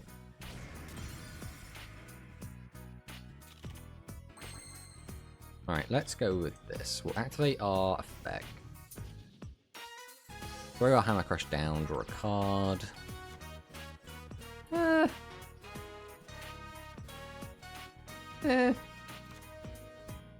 Right. Summon out Carrier. Activate the effect. Take this back to hand. Normal. Tribute. Tribute. Normal. Activate the effect. Weaken this. Activate the effect. Then I think we are going to... Yeah, we'll go for more damage here. We'll just pop this. Go to the battle phase, swing over this. Kaboom! Swing over this. Kaboom! Swing over this. Kaboom! And we'll get to the 14. And we'll pass. Now, he's at a weird life total, right? In order for him to get less than 1,000, he needs like 2 1,000 cost effects. Like just a Roman pick into... And he doesn't do it. So we are going to gain life points instead, okay. Putting a boss monster back into the deck. Now, has he drawn another one? He needs exactly... Oh, don't put my zombie back, you jerk. I've still got another one. You could have put my boss monster back in. That would have been nice. Okay, so it is Esperard, so he needs like a speedy performer. Oh, we can just get one from the graveyard. That's actually really nice. Okay, okay, okay. Speedy performer effect. Mills another boss monster. Boosts it up. So that now clears 1. 2 back row. And again, we know that neither of them are widespread.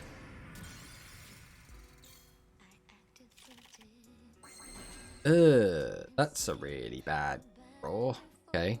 I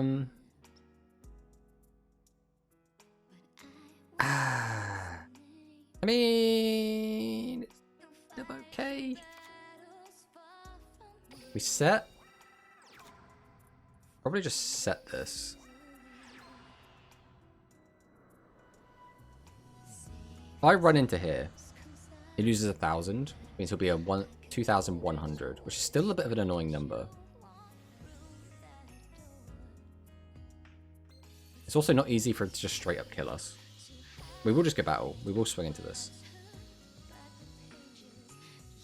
Okay, that means he probably has one of his generic battle traps. So it's probably going to be either 500 reduce or it could be a barrier. I'm a bit upset that the new box is 50 packs. Seems like a lot for 3 URs and 5 SRs. Yeah, I mean, I'm not going to question it, you know. Okay, that's fine. What are we doing? Tribute 2 for Prima? The last Prima in the deck, I think? Okay, yeah, so we have found the Prima. So our back row is still fine, though. And as is, this still isn't lethal either.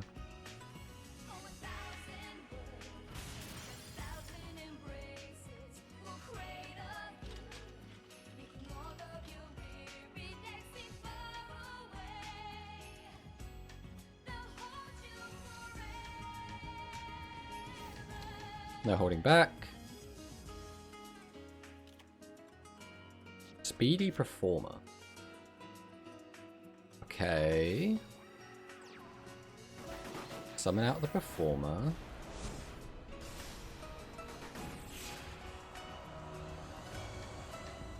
That would be what? 35. Well, that does play around protecting Esperard. Which basically means you put a clock on this game where we have to deal with it now. The only real way we out it is our zombie boss. So we're hoping to draw a zombie boss. I think we've just lost the game. I guess, no, we just attack over this, right? So we just activate this. Literally no reason to have this. Go for this.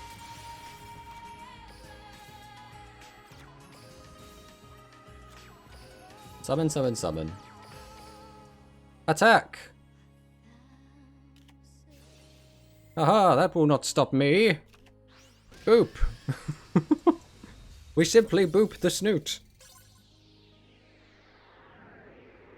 Oh, another dub for the zombies. Unfortunately, we have still... The only time we've summoned our zombie boss is on turn 1 to unbrick our hand. We've still yet to actually summon our Dark Doom Dread Ruler. Is yet to attack, I should specify. That's a better way to say it.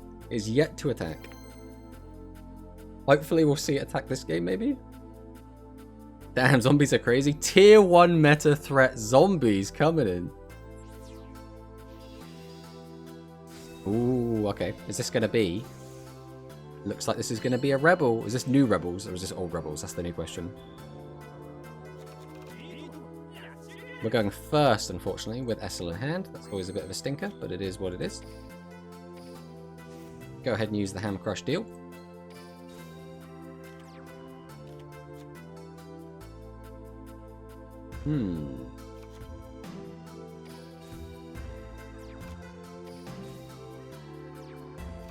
think we are just going to set everything here. We'll see what he's got.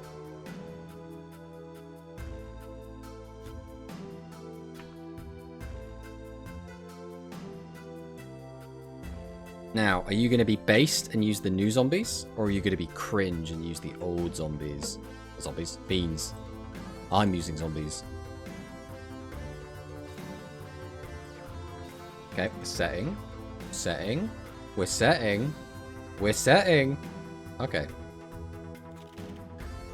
Nothing too exciting then. Okay, we have stuff, I guess. There's nothing we can do to really get aggressive here, I don't feel. We've got a 0 attack monster stuck on the board. So I'll go ahead and use Hammer Crush. We'll get rid of our Aqua. We'll pop the back row. Then we're going to set and probably just pass, right? Depending on which zombie he's on, getting aggressive is either very important or very stupid. I think we're just going to pass. I'm going to assume that this guy's on the new zombies and that leaving monsters in defense is the best thing we can do until we draw out Dragius. But if he is on Hell Tuning Invasion, it's kind of whatever anyway. He'll just wipe us and there's nothing we can do about it. But how will he stand against the thing in the purple mirror? What deck are we playing? We're trying to play... Yeah, it is Hell Tuning Invasion. Okay, so he's playing Cringe Fiends. We're playing Zombies.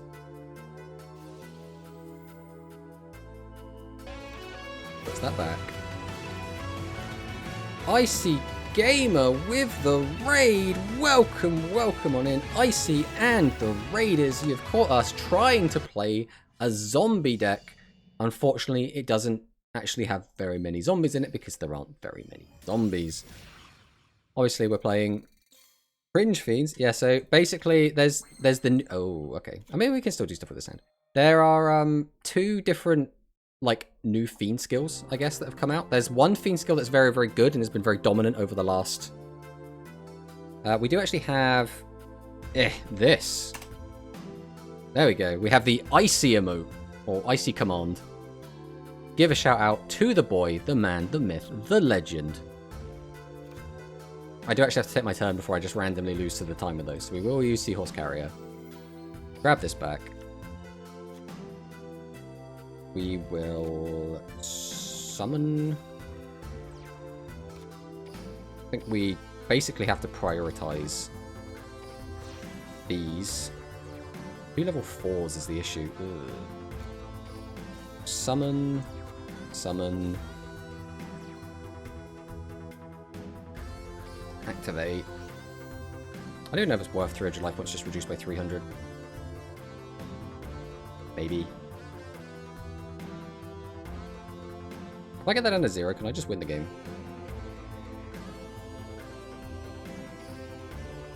Let's go Talismanic. Let's go 1, 2, 3, 4 back in deck. Yo, the NPC has more zombies than the new box. I mean, that's not too surprising. How the new stuff going? The new stuff's going very well for us, but that doesn't necessarily mean it's good. Alright, we'll go battle. Swing over this, that's for sure. If we swing with both of these, that's 26, which is not lethal. So we need to clear this. Swinging with both of these would be lethal, so we'll see if we can. Chances are this is going to have a 1400 butt, though. Yeah. Which is fine. We had the lethal line, so we went for it. We didn't think we were actually going to get it, but the difference in life shouldn't matter too much. 24 is still kind of low. Actually, that actually does really matter if we're able to summon out the Doom Dread Ruler and use its effect. What do we die to? If he summons Heavy Metal, he uses the skill, weakens us, goes up to 5,000. 5,000 attack of a 12 is not lethal. Okay, so that's maybe okay. I love my level 1 normal Beetle Harpy deck that can block 7's roads to 8,400. Nice. What the custom card? Yeah, we're enjoying this, right? But primarily it's basically just Dragius kills everything. But we're trying to make Dread Ruler work. But unfortunately... Most of the time, he's not the primary choice. The main thing that sets this card back is having to send a zombie from hand. Like, if it was like shuffle a zombie from graveyard into deck or something, this card would be, like, decent. But, like, discarding a card is such a high cost in Rush right now.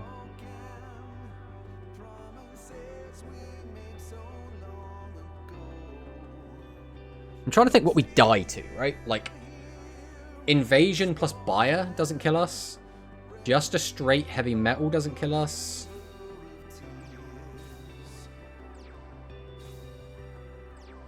Oh, come on. Hammer Crush and a zombie. Hammer Crush and a zombie. Hammer Crush and a zombie. Hammer Crush and a zombie. Hammer Crush and a zombie.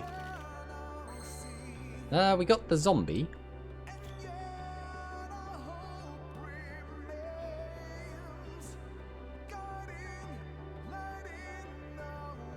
I mean, we have to just push, right? There's nothing else we can do. I tribute 2 monsters to summon forth the one, the only, Dark Doom Dread Ruler. And we'll use his effect. We'll discard Dole of Dread. We'll also go ahead and activate Dragius. Then we'll summon out Kanan. To battle. Just don't have Widespread and die. Damn you. Alright, we'll swing over this. I guess we'll swing into this one and see what it is. Then we'll play this.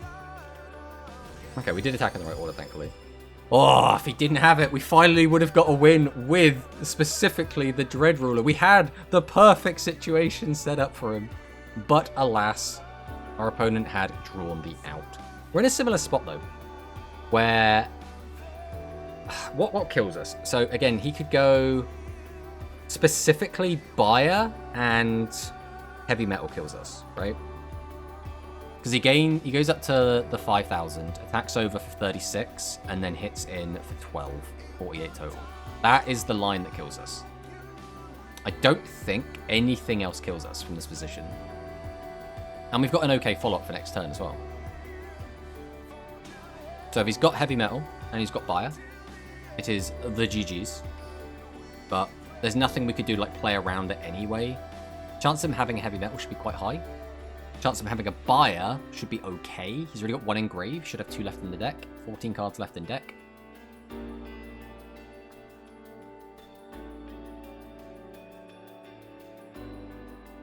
He's doing a big think.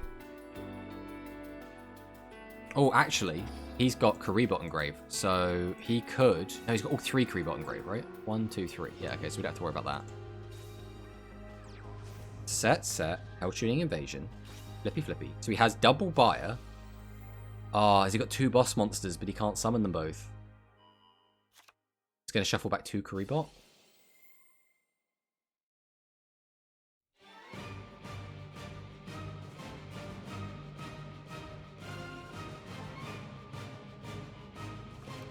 I like the idea of super mini boxes for Rush. This gives affordable new boxes and allows for content without using too much card at one time, and maybe they will release more quickly like this new content. I do as well. I just would like each one of them to be relevant in the meta, right? That's the only thing I'm looking for.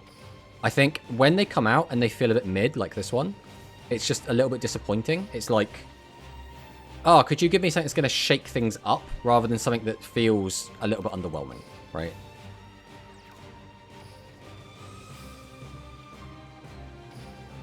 Hey, Icy with the streak. What a mad lad. So this should just be lethal on board, right? But we're gonna press all the buttons because we can. Behold the power of my double dragons. Swing. Swing. Go to minus 4,600, I guess. Give it to me straight. Is Psychic still cope? I think Psychic is probably in the best spot it's ever been in. Is it good? I think Psychic might with this, go from like rogue to like high potential on my tier list. That's kind of what I would do. I don't think it's going to be duking it out with the big boys realistically, but I think it might be okay into things like maybe like Light Machine. It might do okay into 7's XL Road. It might do okay into Dragonic Resonance, all kind of the older decks. I'd have to actually properly test it, but I'm feeling it might be okay. It could top a tournament, right? It could make top 16. It could potentially make top 8, maybe. I think top 8 might be pushing it a bit, but it could definitely do okay, right? Oh yeah, they released a new box right after your tier list. I mean, they released it, what is it, 2.5 weeks or something after the last box. So like, when I make tier list videos, I like to make prediction videos because I think they're fun. In general, tier list videos should always just be seen as a bit of fun, right? That isn't me dictating the meta, right? That's not me saying, oh, this is what is good and what is bad. Tier list is just a bit of fun where I get to say, like, this is what I think. I think this might be good. And I think prediction videos are the most fun way of doing that because there is no data to back it up. It is literally, these are the cards, first impression on the cards, first impression how they might work in the current skills. Let's see how it goes. And I really like those. And then I'll do one like a couple weeks after because usually 1 week isn't enough data to really give any kind of accurate results. So I like to wait for the 2 weeks. And then they just immediately dropped another box.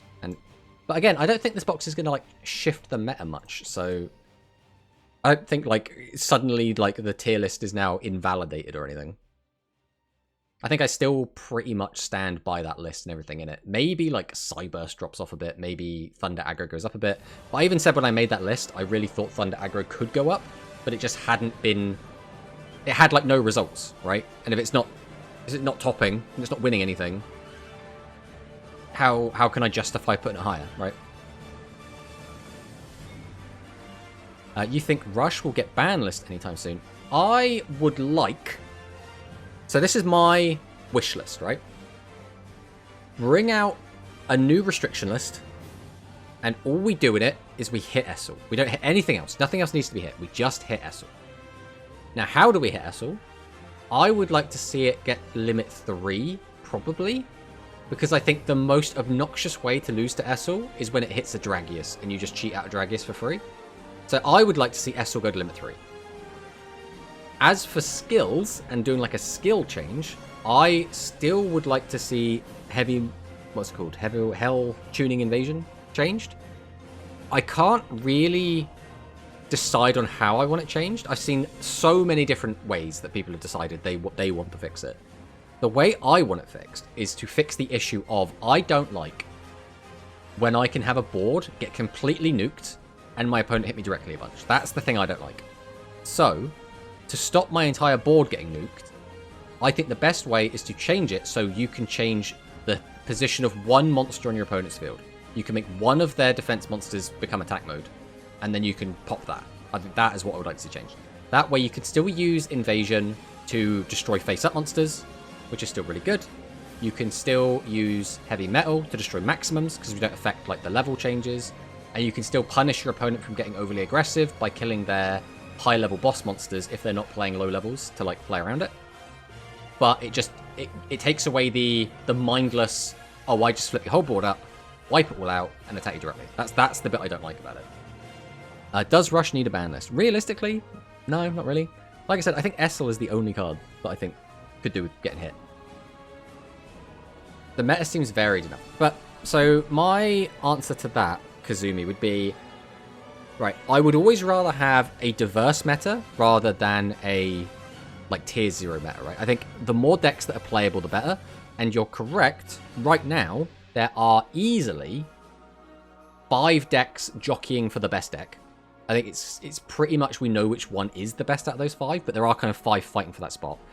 And there are another, like, 6 decks that are playable, right? You could win a tournament with any of those other decks. Like, they're not garbage, like, they're fine. They're not going to win as consistently, but they're still decent.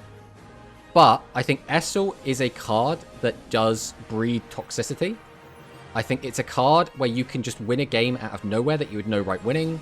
It's a card where you could have had like a really cool back and forth, but instead, lol, Essel went off at the right time and won the game. And I don't like that kind of card design.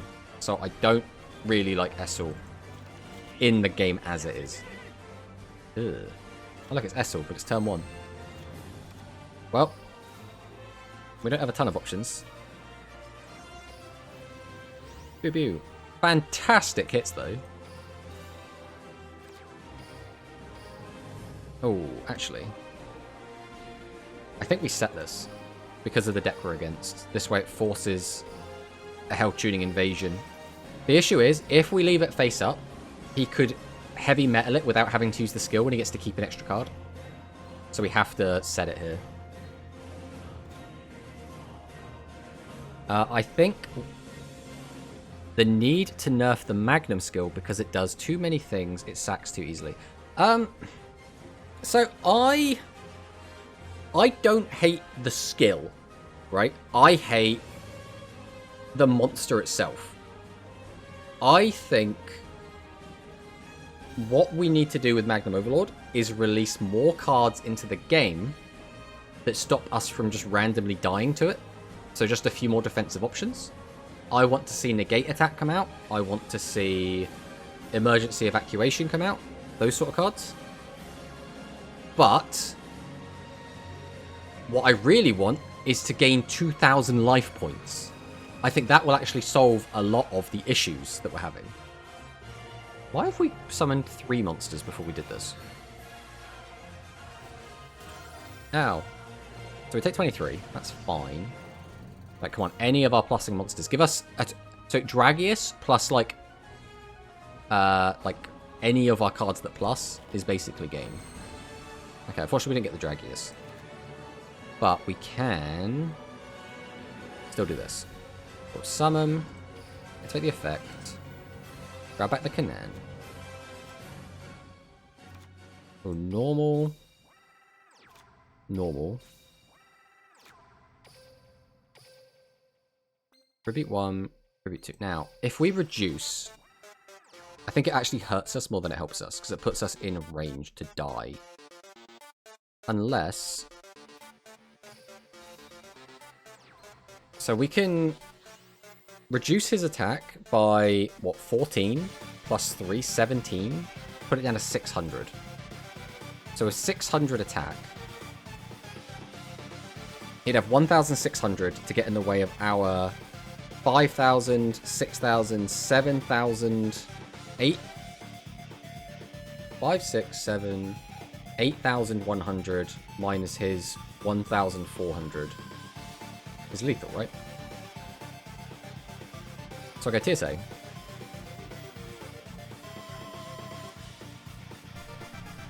Pop these back.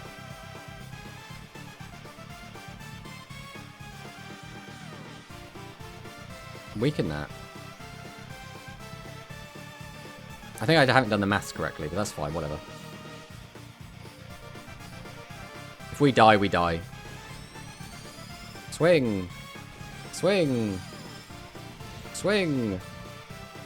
Exact lethal! Yeah, we miscalculated by 200. We thought we were going to be 200 over. We were not.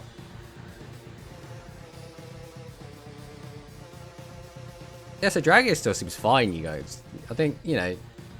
I don't know why people stop playing this card.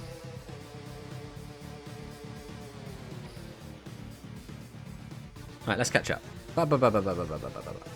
They need to. I literally had to stall for 26 turns to not die to it. I think that's an extremely valid point. Well, I think it is so obnoxious. SL to 3 does sound good, even though I never get the effect because keep going first. I think that's the problem. That is the issue that a lot of players have.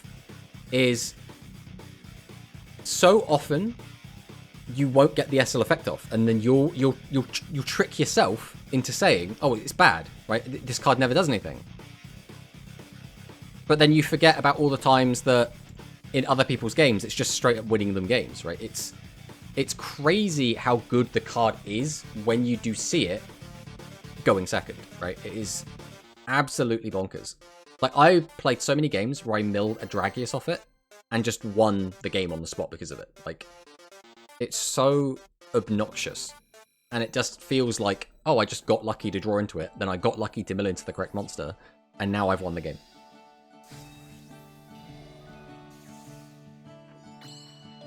Oh, a win streak of 5, which means I would predict this guy is probably playing the old Rebels.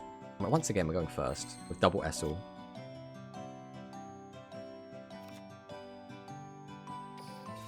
Well, at the very least, we can get both of the cards engraved that we want to see in our graveyard. I only got it off once, and it stole someone's 7's Road Magician. That is so funny. It's even funnier when you steal your opponent's boss monster. You just punish them for, like, milling on turn 1.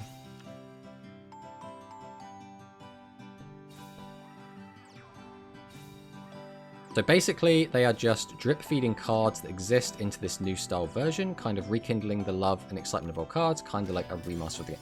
I mean, that's basically how Duel Links always is. Like, Duel Links came out, like, 10... No, it would have been, what, 15-ish years after Yu-Gi-Oh! Came out, and then started releasing all the old cards. This kind of sucks, because we're going to summon this, and then it's going to get popped by a back row, and then I'm going to be sad. How aggressive do we get? I think we do just get aggressive here, though. Or summon. We don't even need anything else engraved. We've got everything in there we need. Summon. Oh, wait, no, we can use its effect, right? Because we can just discard. Let's not forget how his effect works.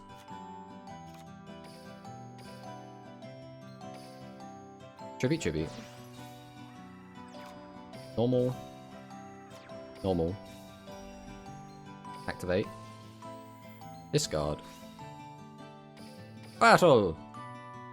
Ah! Ooh. Was not expecting that to connect.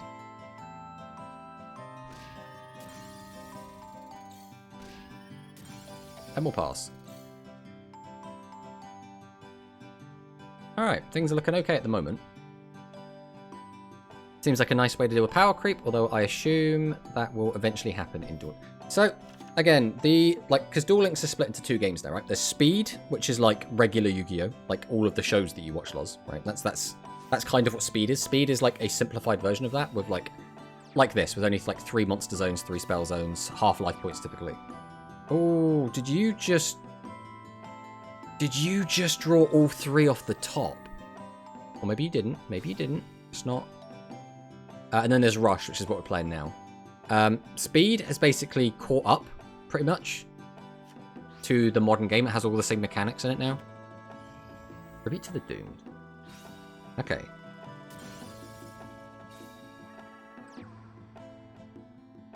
I don't think he meant to do that.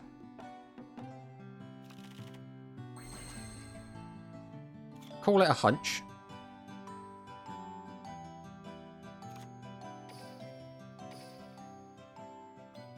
Tribute 1. Tribute 2. Summon Go Zombie Board! We'll activate Crawling Torso and add back Dole of the Dread. We'll activate the effect. No, don't give up! I want to kill you with my zombies! We finally got to do zombie things, and it's because he Tribute to the Doomed his own guy because of reasons. That guy's... Poor guy's just lost his 5 win streak. So how goes Rush Zombies? They seem very lackluster when I use them.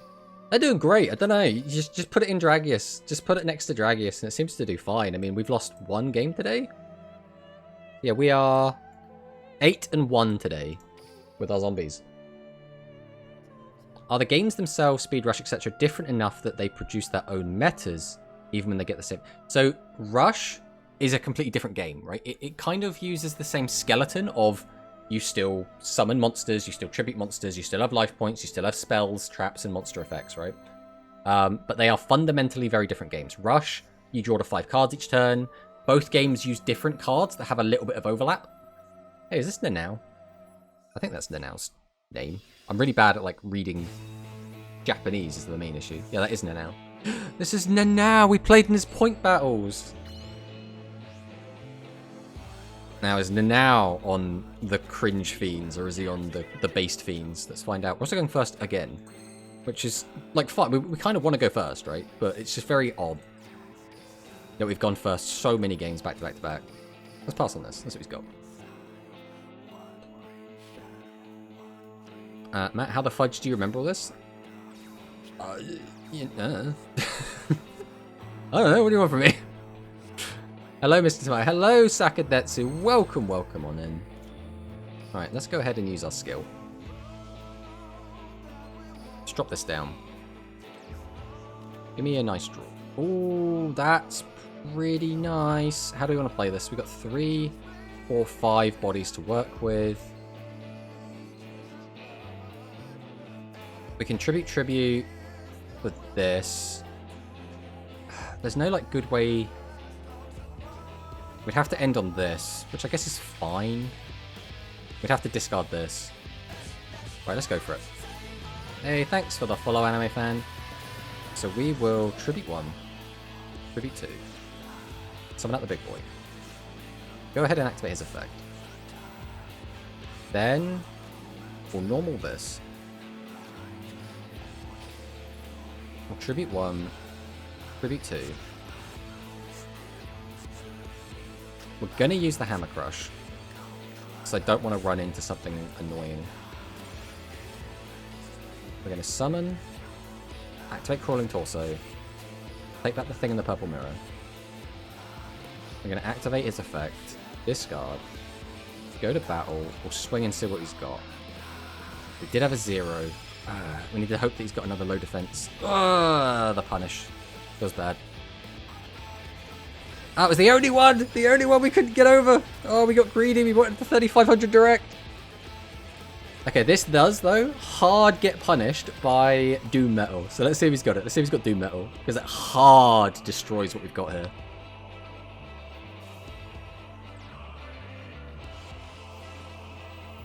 Yes, that's the fun of using Dragius and Acebreaker instead of zombies. Summons have no limit in rush when speed. They have it, and they rely on special summons to get more than normal summons. So, how much fun do you have with new box? I mean, the new box is, like, fine. Like, it's nothing, like, crazy. But it's, like, it's okay. I think, personally, I'm more drawn to tabletop RPGs over TCGs. I would love to have your wealth of knowledge, but for TT RPGs someday. But this is very impressive. I mean, I'll take the compliment. Oh, hello. You should swap Valk for the new Archfiend. 1500 defense can only be killed by big. I really, though, do like it working together with Light Sorcerer Sanctity, and it has obviously got higher defense, which does come up. There's no, like, good way to end on, like, a super crazy board here. We can get 2500 direct in and 1000 hit. And we can't get... So we have to use this.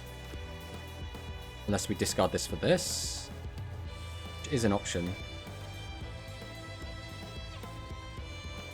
Summon, summon. Should be both summon. Because I don't need to use Seahorse Carrier at all.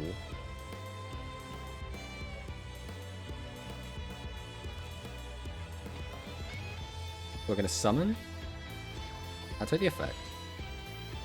Weaken this. Normal.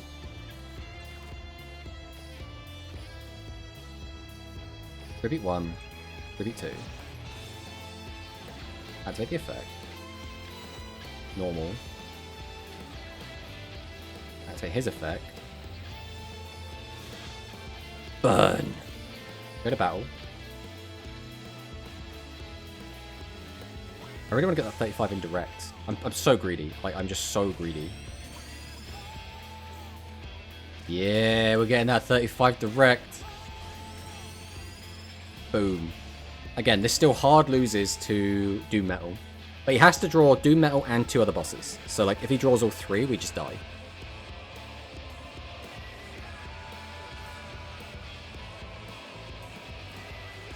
I love FF14 music. Yeah, FF14 music is so good. Ooh. It's only the one. It's only the one. We're kind of chilling. I must return to the lurk and work. Enjoy being a zombie overlord. Thanks for stopping by, Loz. Always do appreciate it. Tributes 2. Okay, heavy metal. Pops the gal. Gains the 14. 2 cards still in hand. He could tribute out a second heavy metal. Okay, yeah. This was the biggest punish possible. It's not the biggest. I think the biggest punish would have just been Doom Metal still. We got what? 1, 2, 3, 4 boss monsters in grave? Or is that 5 now? We just win the game. That's fine.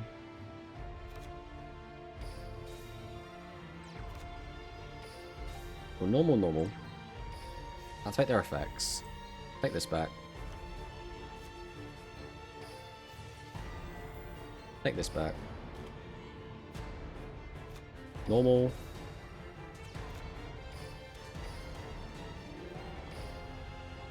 Tribute. Normal. Activate. And we'll just drop the TSA.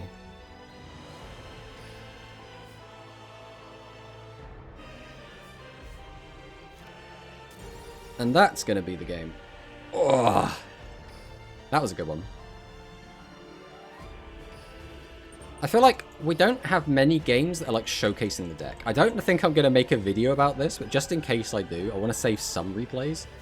But like, if it's just me sacking the crap out of someone, or like not showing off the zombie part of the deck, like I don't really see a point in saving the replay, right? It doesn't demonstrate what the deck does whatsoever. It's random how both speed and rush have zombie support at the moment. I mean, I think that's very intentional, right? Like, there was no reason to release these zombies outside of it ties in nicely with speed, right? It's like when what was it? There was another thing that happened that was very similar. Oh yeah, when they released the, like, when Rush first came out, they give everyone, like, the Dark Magician. And we also got a Dark Magician for the other one, I think. I don't actually remember. We're going first again. And once again, we've opened Essel. But I think once again, we have to get some of these cards out of our hand. Oh, that's really nice mills. We are against El Providenzo, so I think we are still going to set. Because this deck plays a lot of 1500 attackers, and if he is on Ragnarok, then he will just weaken our guy and then attack over it. So I think we're fine to just leave it like this. Might be for anime reasons also, because of the band members. Yeah? I'm trying to think. I mean, yeah, it would make sense, right? I keep forgetting that Ushio played zombies, because he played like one duel. And just used, can't remember what his name was. But there's even the other zombie. They could have given us the Cyberstein retrain. I can't remember what he's called. Something Stein? I remember there's the other zombie boss, though. I cannot, for the life of me, remember what it's called. Let me find it quick. Cyberstein Frankenstein. Could have given us that one. What does it do again? If you have a level 4 or lower zombie type normal monster in your graveyard, during the turn you summon this card, then hit the graveyard, switch summon it to 2 level 4 or lower zombie type normal monsters from your graveyard. Okay, that might be a little bit good in the current meta. That kind of like directly power creeps some of the stuff. Maybe they couldn't. I think it'd be fine. Just release it. Just release it. That one would have been neat to have. Yeah, I think just bring it out. It would have been awesome. All right, we are probably going to lose our guy to this, but that's fine. We'll set. Tribute what? Oh, we should have done this a little bit differently. We could have protected Dragius. We still could protect Dragius. How greedy do I want to get with it? So we're going to normal this. We're going to activate this. We're going to flip this, and we are just going to straight up discard.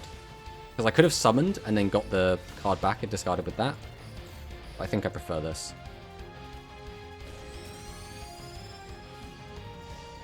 Has he got the guard? It's time for the guard!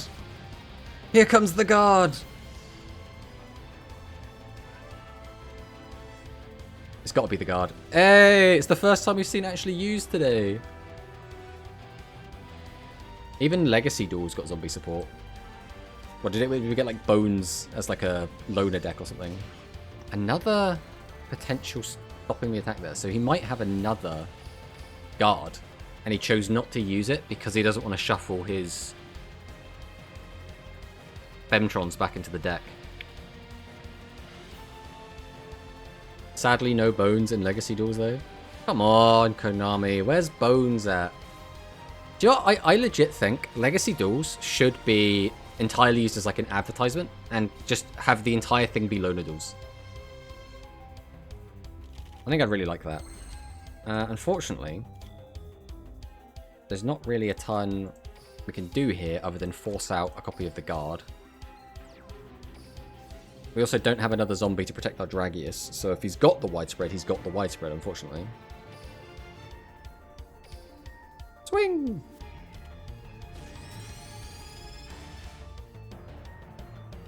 Swing into that. I mean, I guess we swing him with a 16. There's no reason not to. Let's get your Guard out the way. Hey! I mean, he telegraphed the heck out of that, so... The issue we're going to have is that we need to find our TSA or our...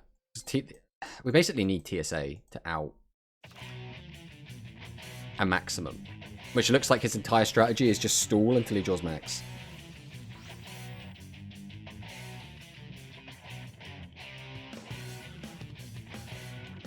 Yeah, Bones plays his Pumpkin King and Zombie Mammoth Fusion. Yeah! Now, Legacy's got the Vampires third time. Zombie's too strong. Box could be amazing. Should have just given us Dynamics. Dynamics would have been like... It would have stolen the show. It's a weird, like... I think it makes sense to hold off on the Dino stuff and release it alongside Arsana. Just because. Okay, that's good for us, I guess. Just because. I think the big surprise, I think for a lot of people with the latest box, was the Thunder cards. They came out at a weird time. So I think they're going to try and release the next mini box again to try and give us like 3 to 5 new decks. And I think Dinosaurs would be a great pick for that. We're going to battle phase. No. Now you surrender. There we go.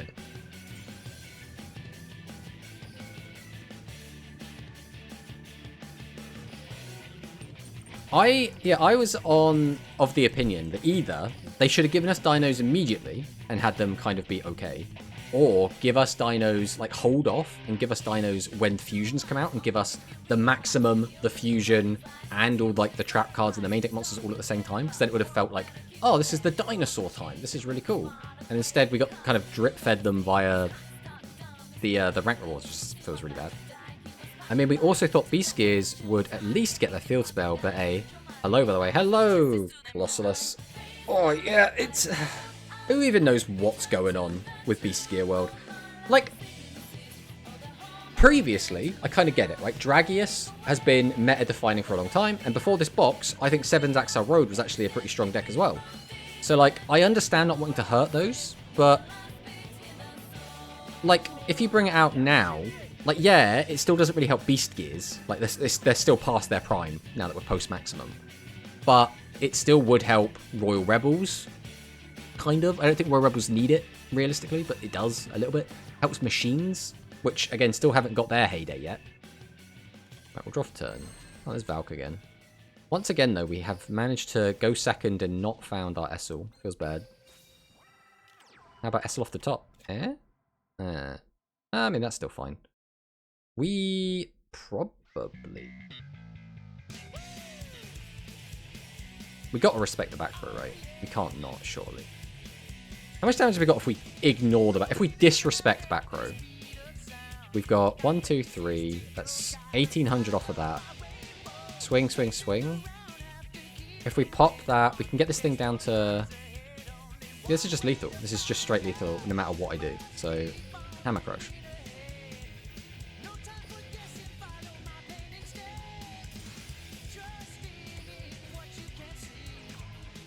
Normal, normal, normal. Activate the effect. Weaken. Activate the effect. Weaken. Man, this zombie deck's really performing well, isn't it? Zombies just seem so strong. Like, I mean, just look at this zombie board. Like, I don't know how any other kind of deck's supposed to keep up with this. Like, zombies top tier for sure. Oh yeah, Beast Gear Field should have been out already. I can see them just pushing previous themes like machines, beasts, and dinosaurs in the next couple of releases. But then again, who knows what they're really up to? They kind of do what they want recently. I also looked into some of the Rush cards already out in OCG. Damn, I didn't know Konami loves Sea Serpent so much. Sea Serpent is so cool, right? Sea Serpent cards in the physical game are so cool. I absolutely love them. Their maximums are really interesting. They're fun. They're very, very powerful, but that's how maximums are supposed to feel, right? They're supposed to be these ridiculous, overwhelming forces, unlike like Yggdrago, which kind of feels a bit meh by comparison. Hey Tomato, hey Max, how's it going? They might as well release Secret Order and Thunderbolt in the next set at this point. No, mate, please no. I can't. I think Secret Order is such a weird card. In some metas, it is just gross. I really don't want to go... I don't want Gate Order to be a thing in Duel Links. Like, I really don't. It's just... It's like the Dragius piles, which is, I mean, kind of like the zombie deck, right? But Dragius piles are just getting kind of boring, right? Like, I like seeing Dragius in, like, Ancient Arise. I like seeing Dragius in Dragonic Resonance. What I don't like is just good stuff pile, and it's just Dragius at the forefront, right? It's a weird one. I was about to ask if there's any actual water decks in Rush. Yeah, water is in a weird spot. So, initially, when water got its first wave of support, it was completely garbage. It was basically unplayable. It was all around like Big Bluefin. And they had to wait until they got their first Sea Serpent wave. And the first Sea Serpent wave was like okay, but it wasn't like anything crazy. But then the second Sea Serpent wave we got was like absolutely bonkers. And it was really, really good. Executives and statues, next mini box Lamau. Oh, please no. Please no. We're going to live through this again. We were getting so many cards next box, it seems. I got spoiled by a cool Maximum Monster video, and apparently the Sea Serpent Maximums are used by an antagonist in Go Rush. Kinda hyped to see them animated. Have to finally catch up. Yeah, it's a really cool like antagonist as well. The old phaser. Have to finally catch up. Gate Order in 6k life points is horrifying. Exactly. I really... Oh, God. I don't know if I want to. I think Gate Order coming out could low-key ruin my enthusiasm to play Duel Links. Like, it really could. TG, the Floor Synchrons, Firewall, Cyburst, Code Talker, and most importantly, Sky Striker. Sky Striker is going to be very interesting in Duel Links. Yeah, I think that's all going to be fine. I think people are probably a bit scared of Baron de Fleur, but I think it's going to be very restricted in how it can be used, so that's kind of fine. TG, I don't think... Like, is TG going to do much? I don't know. But I think Sky Strikers is going to be the most interesting for sure. We'll see what actually ends up happening with it. And then we just need... Actually, I think that's the last one, isn't it? Of the toss. The toss decks. TG got a really good broken skill. They're getting new cards, actually. Ah, that's pretty cool. At least we'll never have Zeus to worry about. You know, not yet. Wait until we get a Zeus skill. That'll be exciting. So 100% going to see more play. Yeah, in terms of, like, Rush stuff that's got to come out yet, there's still so many different things. I think it's actually kind of a fun exercise to try and predict what the next surprise Rush archetype is going to be. Because they could just randomly drop, like, Sea Serpents, right? Not like the second wave Sea Serpents, but they could drop, like, the first wave Sea Serpents. What were their boss monsters? Like, it was Graganus that we've already got. Who is the other?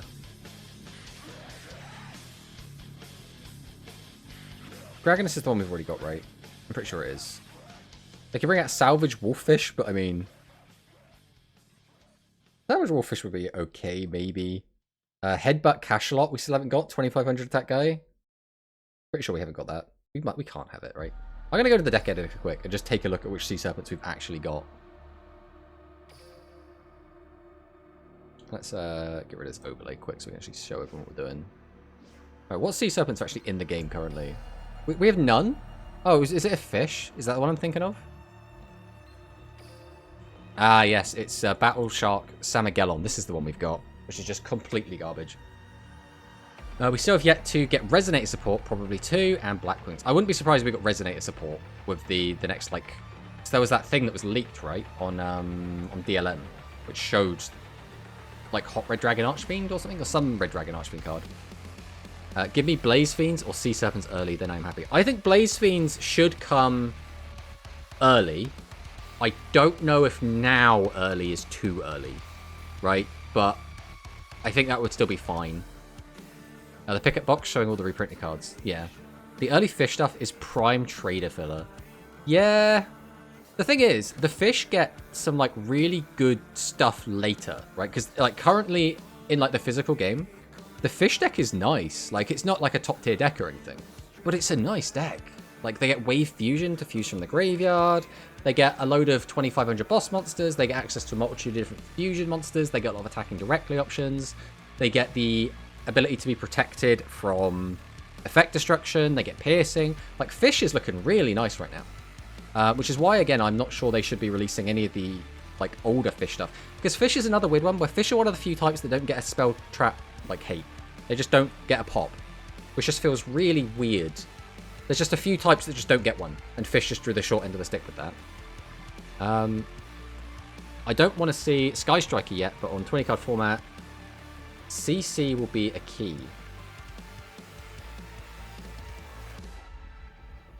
I don't know what CC is.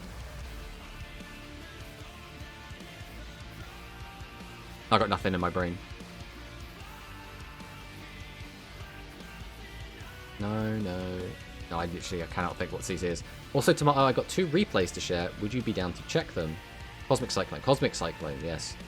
The fish back row hate is Legend Strike and Lurker. I mean, Legend Strike and Lurker is every back row hate, every deck's back row hate. That's why I'm so happy we didn't get Lurker in Duel Links. I think Lurker is such a weird card. Like, I think the only argument for bringing it would be, like, Harpies can deal with it really easily. And it promotes people, like, running ways to get over 25. People do that anyway, so it's like... yeah, go on then, Max. If you... The only problem is, Max, my bot really doesn't like links. So, I guess you have to post a link, dude. Yeah, you can just... Are we friends? Are we friends, Max? On the old, On the old... Duel Linku? I don't remember. Let's have a gander. I don't think so. Shui is now dueling. Does anyone here hasn't played in a while? I see gamers, like, weird other account. We'll probably get rid of that one. Jaden Yuki hasn't played in a while.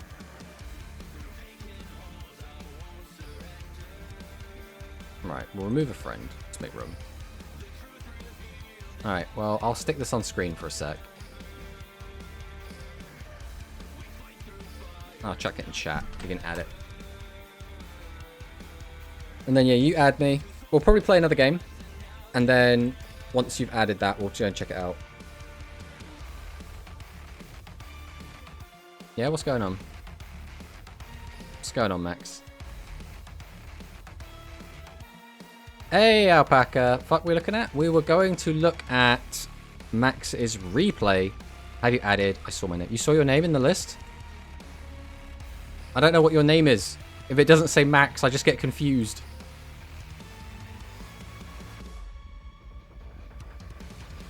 Who are you? Are you Kawagamon? Sherry. Sherry. Here we go. Right, which replay do you want us to watch? I meant the deck lol. Oh, the deck we were playing was the... let's face it, it's Dragius aggro. That's what it is. It's Dragius aggro. But it's zombies, basically. We put all the zombies in. Alright, let's watch Max's Speed Duel replay in Legend. Varus versus Selena.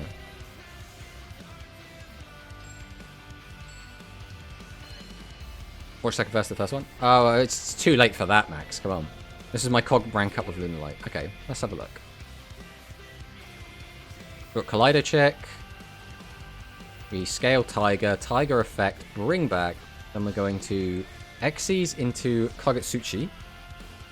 Kagutsuchi effect. We're going to get Millin. We're going to go Emerald Bird. Bring back Tiger. We got Zephyros. Bring that out. $400. We link them both off into Nightmare Phoenix. Yellow Martin. Special out. Reactivate Tiger. Tiger effect again to bring back Collider Chick. Collider Chick effect again. Just for the send. We're going to overlay again into Evil Swarm Nightmare. Okay, okay. Respectable board. We go for Wolf. This is the thing I never really get to see. Whenever anyone shows me a Lunalight replay, it's always them going second, because it's like a big OTK push. Draggy is aggro, but it's scary in a different ways. It's spooky. Okay, just rockets. This is pretty much what you expect from a Varus. Boot sector launch. Boot sector launch effect. Cheat out another rocket. We're going to link off into Booster Dragon. Pretty standard thus far. Pop, pop, pop. Tiger effect. Dragon's Mirror. Okay, so is this going to be Borrowland? No, it's Borrowload Furious. That's right, not Borrowland. I do really like Borrowload Furious Dragon. Like, it's such a cool card. Get in for the 3k, and then here it is. This is the comeback. Leer of Darkness. Moonlight Tiger. Put this overlay back on as well. Crimson Fox. Negate. Both gain some life. Light Chick's effect negated. Yellow Martin effect. Overlay into Castell. Okay, okay. Got Wolf. Banish 2. The Leo Dancer. Collider Check. And Stead. Oh, okay. Just 65. Multiple attack. That's the thing with Lunalights, is it's always exciting, right? No matter what, they always just go, I'm going to summon out a giant guy, and I'm just going to swing multiple times, and it's always going to be a good time. Yeah, there you go. Second one is more intense after you finish this one. Alright, we'll watch that one as well. Let's watch the more intense one. Nightmare's very good. As Tombs once said, what's that behind you? It was Dragius. Juicy column. Oh, it looks like we're against Tachyon, perhaps. Twilight's deck so much, I have the most hours on. I mean, that's the thing, right? If you really love a deck, I really think, like, almost one-tricking it is just so much fun. So I really like my Fluffle deck for the same reason. Right, here comes Collider Chick. Tiger comes down. DD Crow. Okay, okay. Moonlight Elevation. Martin. Go back into Nightmare. Okay. Nightmare Pass feels a little bit weak, but I suppose what could he do via that interruption?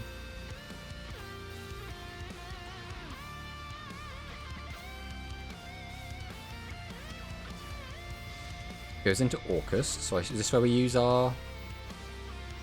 Yep.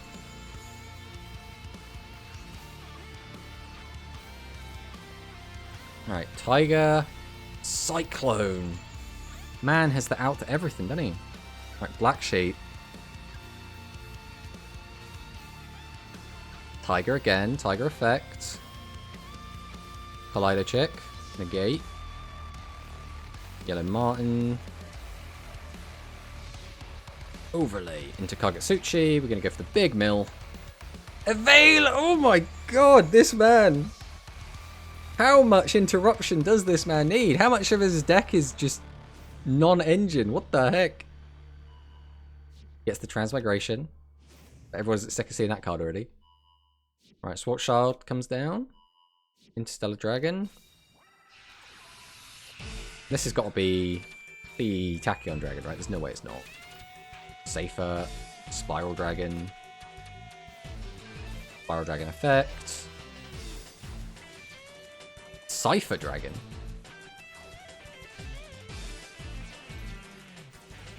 Couldn't you have done a double pop? Cypher Blade. Couldn't he have done a Cypher? Am I missing something? Couldn't a Cypher have done a pop?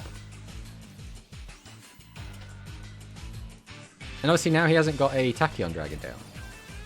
I feel like he's misplayed this somewhere. Like, I'm not like an expert at this deck or anything, but I feel like he should have done something better. Right, I'll re-chat after this because I don't want to miss what's going on. I don't really want to pause it either. I kind of like the flow. Alright, back into Castel.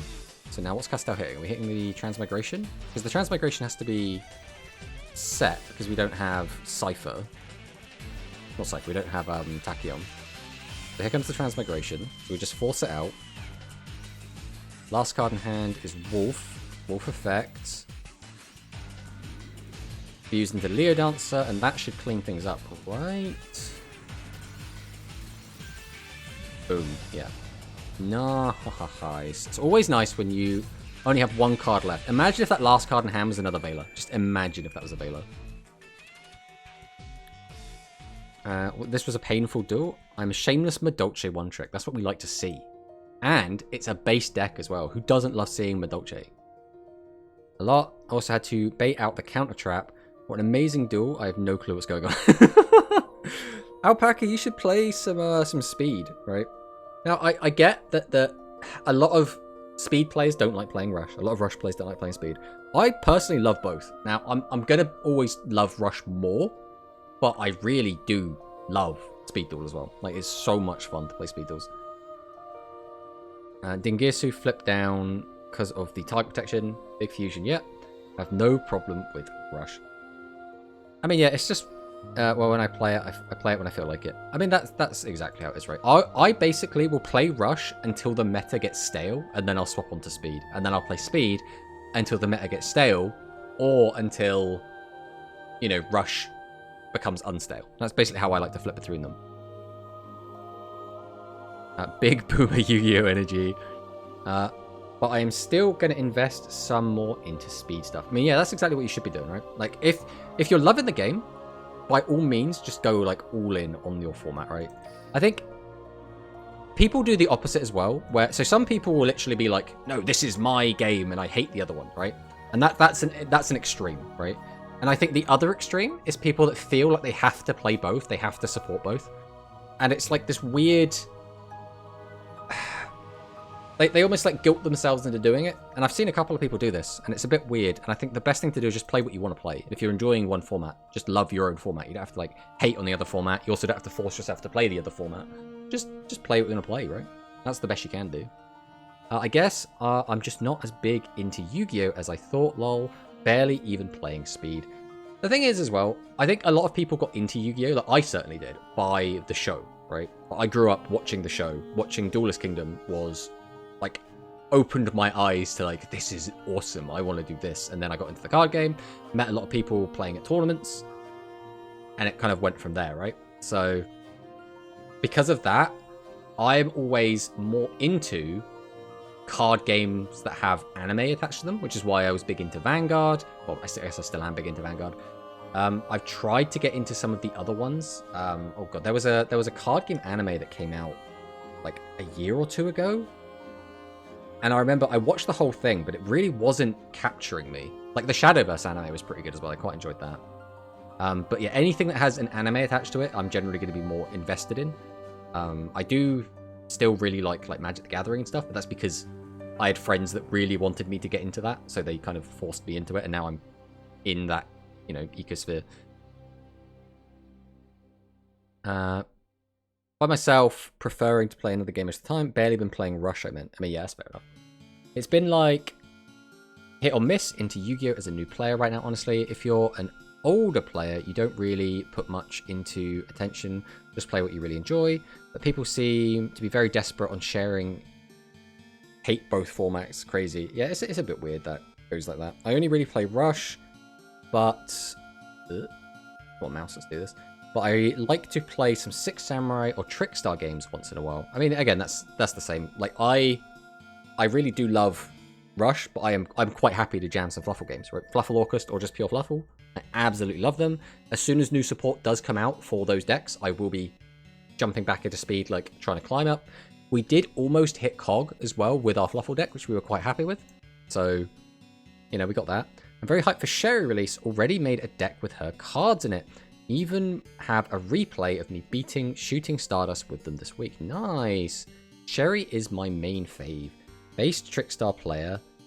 Of course, Icy chimes in for the Trickstars after his speed run. So I'm also happy she's coming. Sherry is an odd one. I never like found myself super attached to Sherry in the show. Like, Sherry's fine. I don't dislike Sherry. I just like, she was never my favorite character in like 5Ds, I guess. Cannot wait for the TG deck. The support is going to skyrocket along with the skill. I know Grand was super excited for the TG stuff. My main in 5Ds is Yusei. To be honest, I only got the deck because I had to buy the anniversary box because my gems would have expired otherwise, but I always liked the deck, haha. I play both. I like Rush because currently it's less board breaking and is less stressful for me to play. Less board breaking. By that, do you mean it's less about playing through interruptions and like having to dismantle a board and then you try and attack and win? Or do you mean there's less wrath going around to like wipe the board? Because my brain immediately went to, oh, you know, Royal Rebels kind of just wipe your board every turn. Well, mine is obviously Kalin Kiryu because Infernity is still the coolest deck. I mean, everyone loves Infernity. I mean, who doesn't love Launcher? The first one, yeah. I don't mind it. So I have a lot. So I'm an old man at this point, right? I'm an oldie. I was playing Yu-Gi-Oh like when it first came out, right? I mean, I was a kid at the time, but you get the point. And a lot of my friends that I met playing Yu-Gi-Oh, I'm still friends with. And a lot of them look at the modern game and they go, oh, so you just make a board of like 100 negates and then your opponent can't play the game and the game's over, and that's really boring. And I'm like, it's really hard to explain to them that that's not... You're not wrong, but you're not right either, because it's really rewarding to play through like 4 interruptions, right? If your opponent just sets up like, I've got a bounce, a pop, protection, and like a negate, and then you play your cards in such a way where you get to like maneuver around them, and then you find the exact line to like get in and then clear their board. It feels so rewarding to do. And it's really hard to explain that to people who like don't actively play. Which is...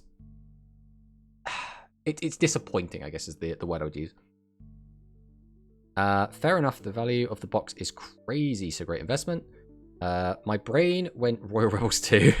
Same since the start. Modern Yu-Gi-Oh! Is like making a comeback if you go second. Yeah, if you go first, you're creating a fortress. You're setting up this, like, ridiculous castle. And then you say to your opponent, all right, you have to break into my castle. I've set up all my defenses. I've got the cannons pointed out at you. We've got our archers on the ramparts. You need to just break in. And the opponent then goes like, all right, well, have I got a hand that is like the battering ram? Or have I got a hand that doesn't do anything? And then hand traps are the only way to really interact with that, right? So it's a weird kind of relationship. I think especially if you got into Yu-Gi-Oh! Like 20 years ago. And you're used to, you know, T-set pass, and then you see all the shit that's going on now, it's overwhelming, right? It's night and day, like those games. I can play through interruptions, it's just everyone has consistent board that can, like, just feels I'm not able to play if I get stopped. I mean, that's the other thing, right? Because there are some decks, especially in, like, modern TCG, that are 1-card combos, right? And I think even 2-card combos almost, like, frowned upon at this point. And then people also pride themselves on having decks that have as little engine as possible, so you can have as much non-engine to interact with your opponent. So it's like, okay, so you need to play a deck that has like 8 starters that are all 1-card combos. You ideally don't want the engine to take up more than like 25 slots, so you've got room for like 15 non-engine, so you can have all the hand traps you need to interact with everyone. And if your deck isn't doing all of those things, it's now a bad deck. And it's just like, oh, that's a shame. Right? It would be nice if I could not have to meet all of these requirements to be competitive. That's obviously not, strictly speaking, like a rule. It's not always true. But it is generally true, I find. But for now, let's hop into another game. It's been a while since we played. We've just been nattering. I mean, the stream isn't going to go on for too much longer as well. The feeling, because it make me think, why am I playing this game if I'm just watching my opponent make a board for 5 minutes? Oh, I can't do anything, I'm playing right. We're basically describing Master Duel, right? That is how Master Duel feels. And there's a reason a lot of the Master Duel streamers, during their opponent's turn, when they go second, just tab out and play a different game. And they just come back a little bit later, after they finish making their board. But I think the thing is, a lot of people really like that, right? A lot of people really enjoy that style of play. And just because it's very different to every other card game players typically like the same sort of things, right? So where it feels very different to everything else, it seems bad in a lot of ways. But I think it might just not be for some of us. Hey, we drew it going second. Watch this mill 2 spell traps just to... that's pretty good. It's not perfect, obviously. We'd rather have like a Dragius, but we will take an extra body here. Out you come. Then we'll just summon. We will Tribute 1, Tribute 2. Get out the big boy. We'll summon. We'll just set. If he's got a widespread, we'll just tank it. It's fine. Okay, so he is playing 0 defenders. We will see if he's got another one. Okay, so we could have gotten him for the 25. We were a little bit worried that he would have set a... What's it called? Diviner? One that has like 1300 defense. You wait for top deck Kaiju and destroy it with hopes and dreams. Yeah, Kaijus are so like... They're so weird. Part of me hates Kaijus and part of me is like the game couldn't exist without Kaijus. I played an hour of Master Duel and I wish I had that hour back. I know that.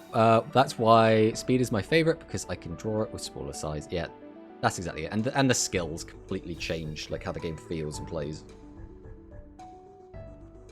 What? So we're not attacking in case I have thingy. I feel like our opponent has... I mean, part of me is just like, we just flip this over, right? I could weaken it, but I don't really want to. I think we just go for the shield and sword play. I'll activate this. We are going to tribute over. How many can we get out? We can go tribute for this. Summon, get back another card. Tribute for that. I don't really need to though. Might as well just leave the 1500 out. The issue is it doesn't play very nicely around...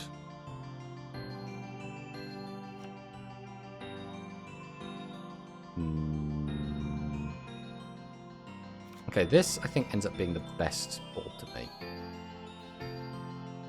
So we're going to tribute, summon this.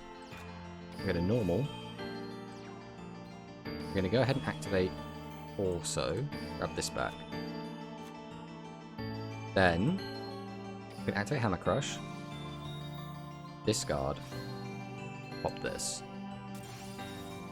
which is exactly what we want to hit. Then, Tribute 1, Tribute 2, pull out the Dragius, normal, activate Crawling Torso, take this back, activate, discard this. Go to battle, swing in, he'll stop this attack. Then he'll see if he can stop this attack. And then he needs the guard. I think this was a recital, which didn't stop the attack. Zombies, baby! Zombies, too strong. They're too strong. They're too strong. Okay, if not Kaiju, then Super Poly. Oh, mate, Super Poly is a card that it does my head in so much. Like, I hate a card that you just cannot, like, interact with whatsoever. Like, it just annoys me so much. Master has so many issues, I'd rather play IRL Yu-Gi-Oh! I mean, yeah. Again, I'll quite happily jump on Master Duel and play my Fluffle deck. But my Fluffle deck has slowly been, like, picked apart over the course of, like, every new ban list that game has gotten. Which is very sad. Like, it's not even like, oh, they're hitting my deck. It's like, they're hitting all the good decks that also use cards that my deck uses. And it's like, stop it. Though I could beat it, Tachyon made me not want to play the ladder for weeks. Glad Rush was around. I'll go first again with Essel.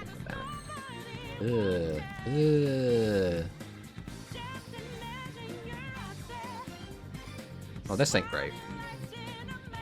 Oh, I should have used Essel Effect and tried to get some of the fodder into the grave. That was silly.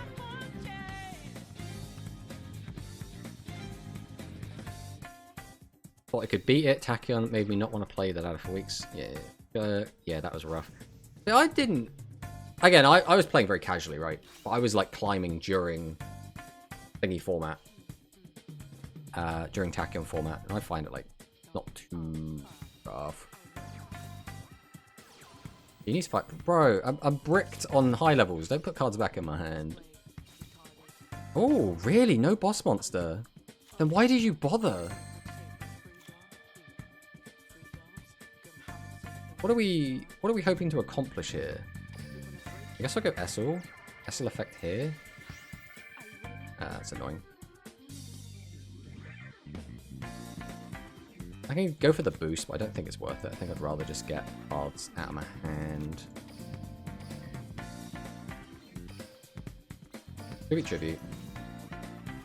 Summon. Set. I also don't see a point in paying life points. In this matchup, I think I just want to maintain as many life points as I can. Let's see if this is a 1400 butt. Not. And we'll clear that one. We'll pass.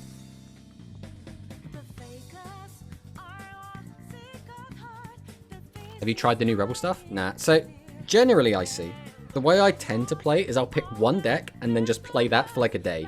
Because I want to really test it out and have a real in-depth opinion on it before I would consider making a video on it. That's kind of like how I see it. Like, I don't know if there's even a point to making a video about this, right? Like, it's just zombies slapped into a regular aggro build, but there's nothing super crazy exciting about it.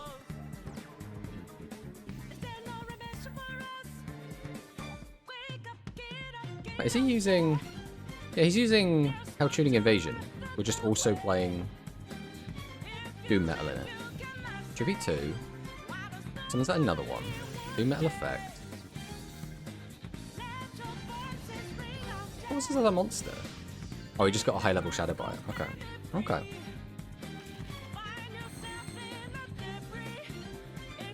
We have a TSA. TSA's okay. I mean, we always go for a cheeky TSA here. The issue is now that because of the way he's set up, if he just draws an invasion, he does just win the game. There's nothing I can really do about it. We're almost at lethal, which is very funny. If we just had one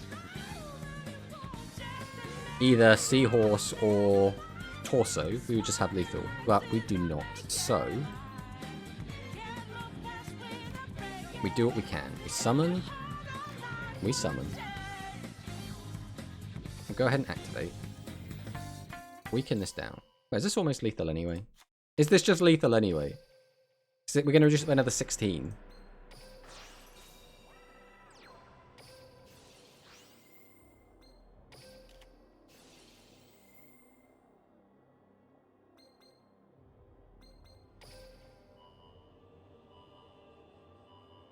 Put 4 back in. Oh, this song again, bro. I need to take it off the playlist.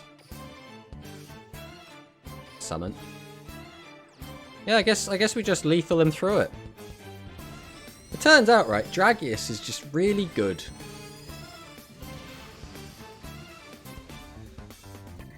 I'm back. Did I miss something? No, we're on like a 9 streak though. I guess that's something. I was beating them with Suship Gearfried. Got tired of facing the same match after KCC. I think that's the other thing as well. Like, we've just finished GRF. So every time I play against someone who's just using a GRF deck with no changes, I'm just like, bro, come on, we've just played 3 solid days of this. We don't need more. I mean, to be fair, I didn't play a ton in the GRF, right? Like, I only actually ended up playing it. I want to say I played about a total of about 12 hours in GRF. So, like, we didn't play as much as, like, we probably... I think realistically I played too much of it, and we still only played like 12 hours. So, Did you notice Konami have removed the box numbers from the GUI in the box menus list? I did not notice that. That's interesting. Now, how many duels did you end at? So in the actual GRF itself, I'm not entirely sure. It only keeps track of, like, streaks and stuff. But we played 7 hours on day 1. We played 4 hours on day 2. And we played about an hour on day 3. A bit sad that we're going to have to do this, but I think we're going to have to give up 2 of these. And we'll just pass turn. No holding back. Beat of the superstar. Because everything is, I was planning... You were top 100 for a while, right? Yeah, so I was top 100 day 1. So I wrote this down. On day 1, I ended 38th with 23,000 points. That was after about 7 hours of play.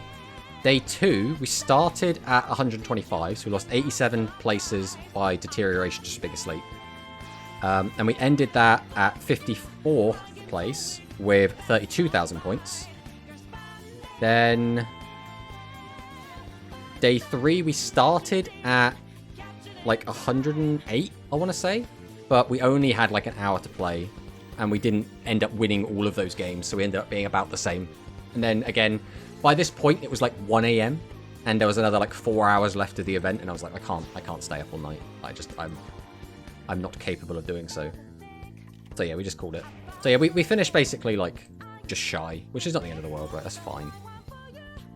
The GUI change feels like they are trying to remove visual clutter, but you're trying to count which box should be in a half-price sale, and it's very unintuitive now. Yeah, that doesn't sound great. Alright, Hammer Crush deal. Set this. Draw a card. Double Dragius. Don't mind if I do diddly doo doo doo. The only sad part is... No, we should be fine either way, right? So we'll summon this. Activate the effect. Take this back. Flip this up. Activate the effect. Weaken that. This shouldn't matter. Don't you just love when you just win with your big Dragius?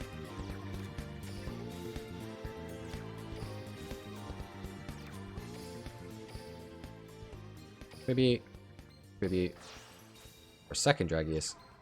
Activate the effect. Activate the effect. Normal summon. Swing. Swing. Swing. Swing.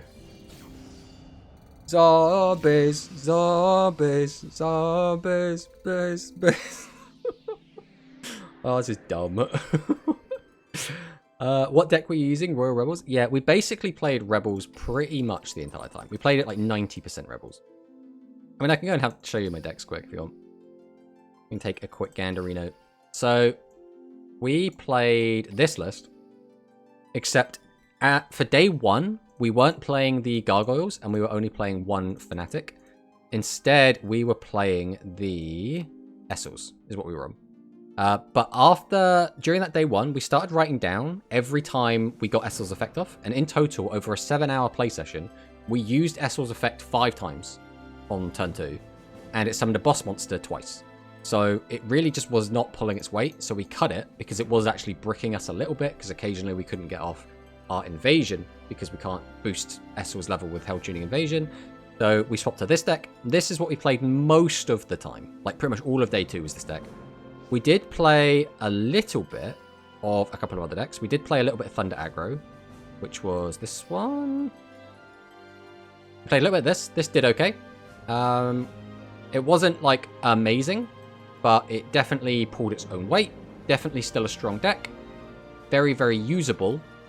Is it better than some of the other builds? I'm not sure. I think this is not the perfect version of this deck, but I think I really like this deck. I specifically really like the Babysitter Goat King's Majesty, because King's Majesty just gives you so much control over the top 2 decks, which were obviously Royal Rebels and Magnum Overlord.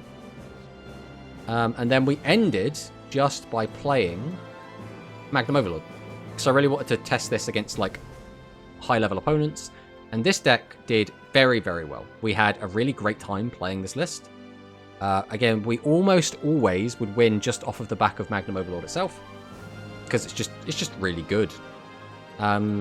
If we weren't summoning Magnum Overlord, it was a bit of a... It was a bit rough, but it was still fine. You can win without Magnum Overlord. It's just not super... It's fine, but it doesn't have that same like punch that the other decks have if you don't just summon out Magnum Overlord.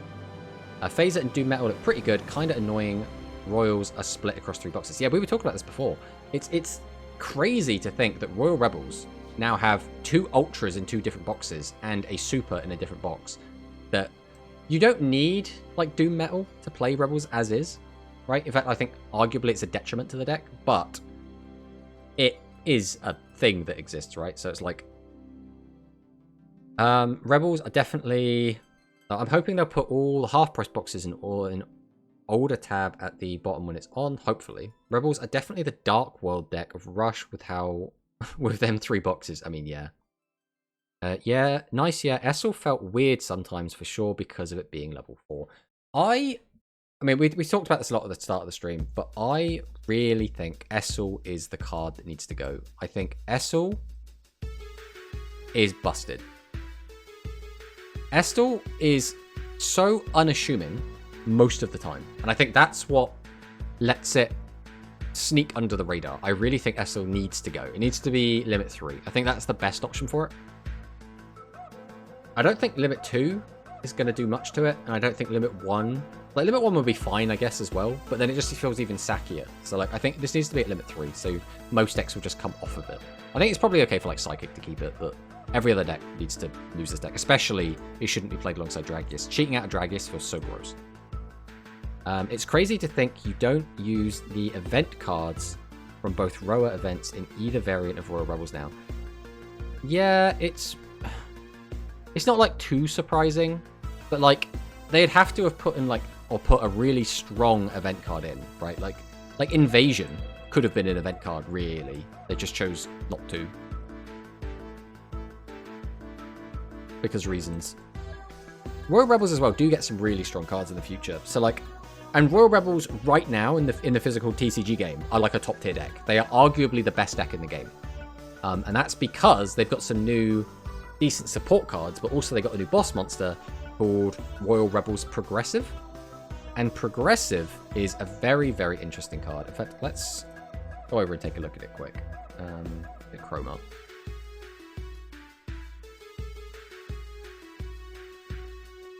He's not in here. Okay.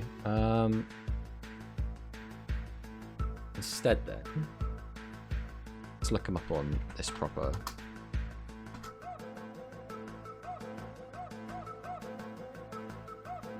Here we go. So this is Royal Rebels Progressive. This is a relatively new card. I think this is 2-3 months old at this point. Like, it's not super old. It's still quite new. But yeah, Fiend Monster, Light, 2500, 8, level 8, etc, etc. During the turn, you normal summon this card by tributing a level 5 or higher monster. So again, this is just the heavy metal clause. So it doesn't need to be 2, doesn't need to be level 7 or anything. Destroy 1 spell trap on your opponent's field. Then you can destroy 1 face down card on your opponent's field. You can only attack with Fiend type monsters this turn. This card is so crazy, because this, 1, gives Rebels a decent back row hate, but also lets you pop defense mode monsters, which is so important, right? Being able to pop face-down monsters is the deck's main weakness, and now Progressive being able to do that is, like, so good. It's so good. Oh yeah, the newer stuff isn't on DLM? Yeah, it's a shame it isn't, because I would like to see, like, these cards, especially just, like, the DLM, like, the way they reformat the cards, I think looks quite nice. I'm broke on gems now from the new box. I mean, yeah. I think on the new box we are at... Or after the new box, we are at... What are we at? 7,600 at the moment, so I'm not looking too bad. I use all the event cards in my Rebels deck because I refuse to buy rush cards. I mean, that's completely understandable. The English proxy is nice, yeah. Yeah, we'll always have Yoshi to to make our nice English cards, though, which I am very, very appreciative of. And that's what obviously we use in EDO. Because Yoshi working hard and tirelessly on those. But I think it's 3 o'clock.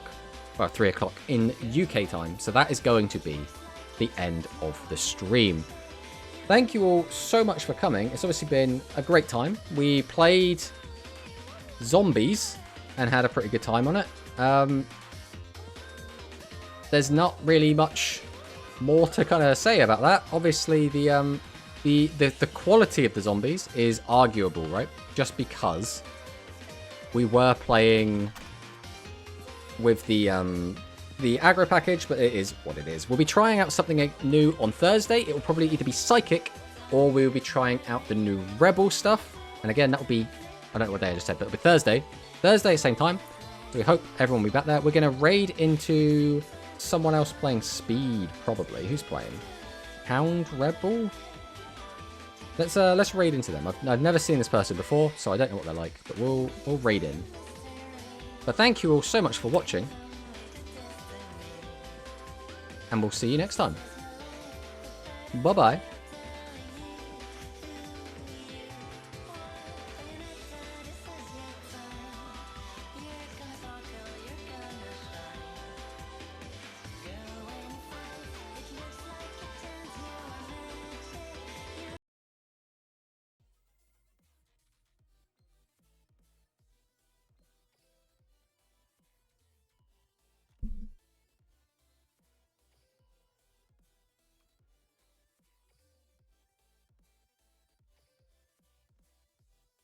Yo, Tomato, what's up? Thank you for the raid.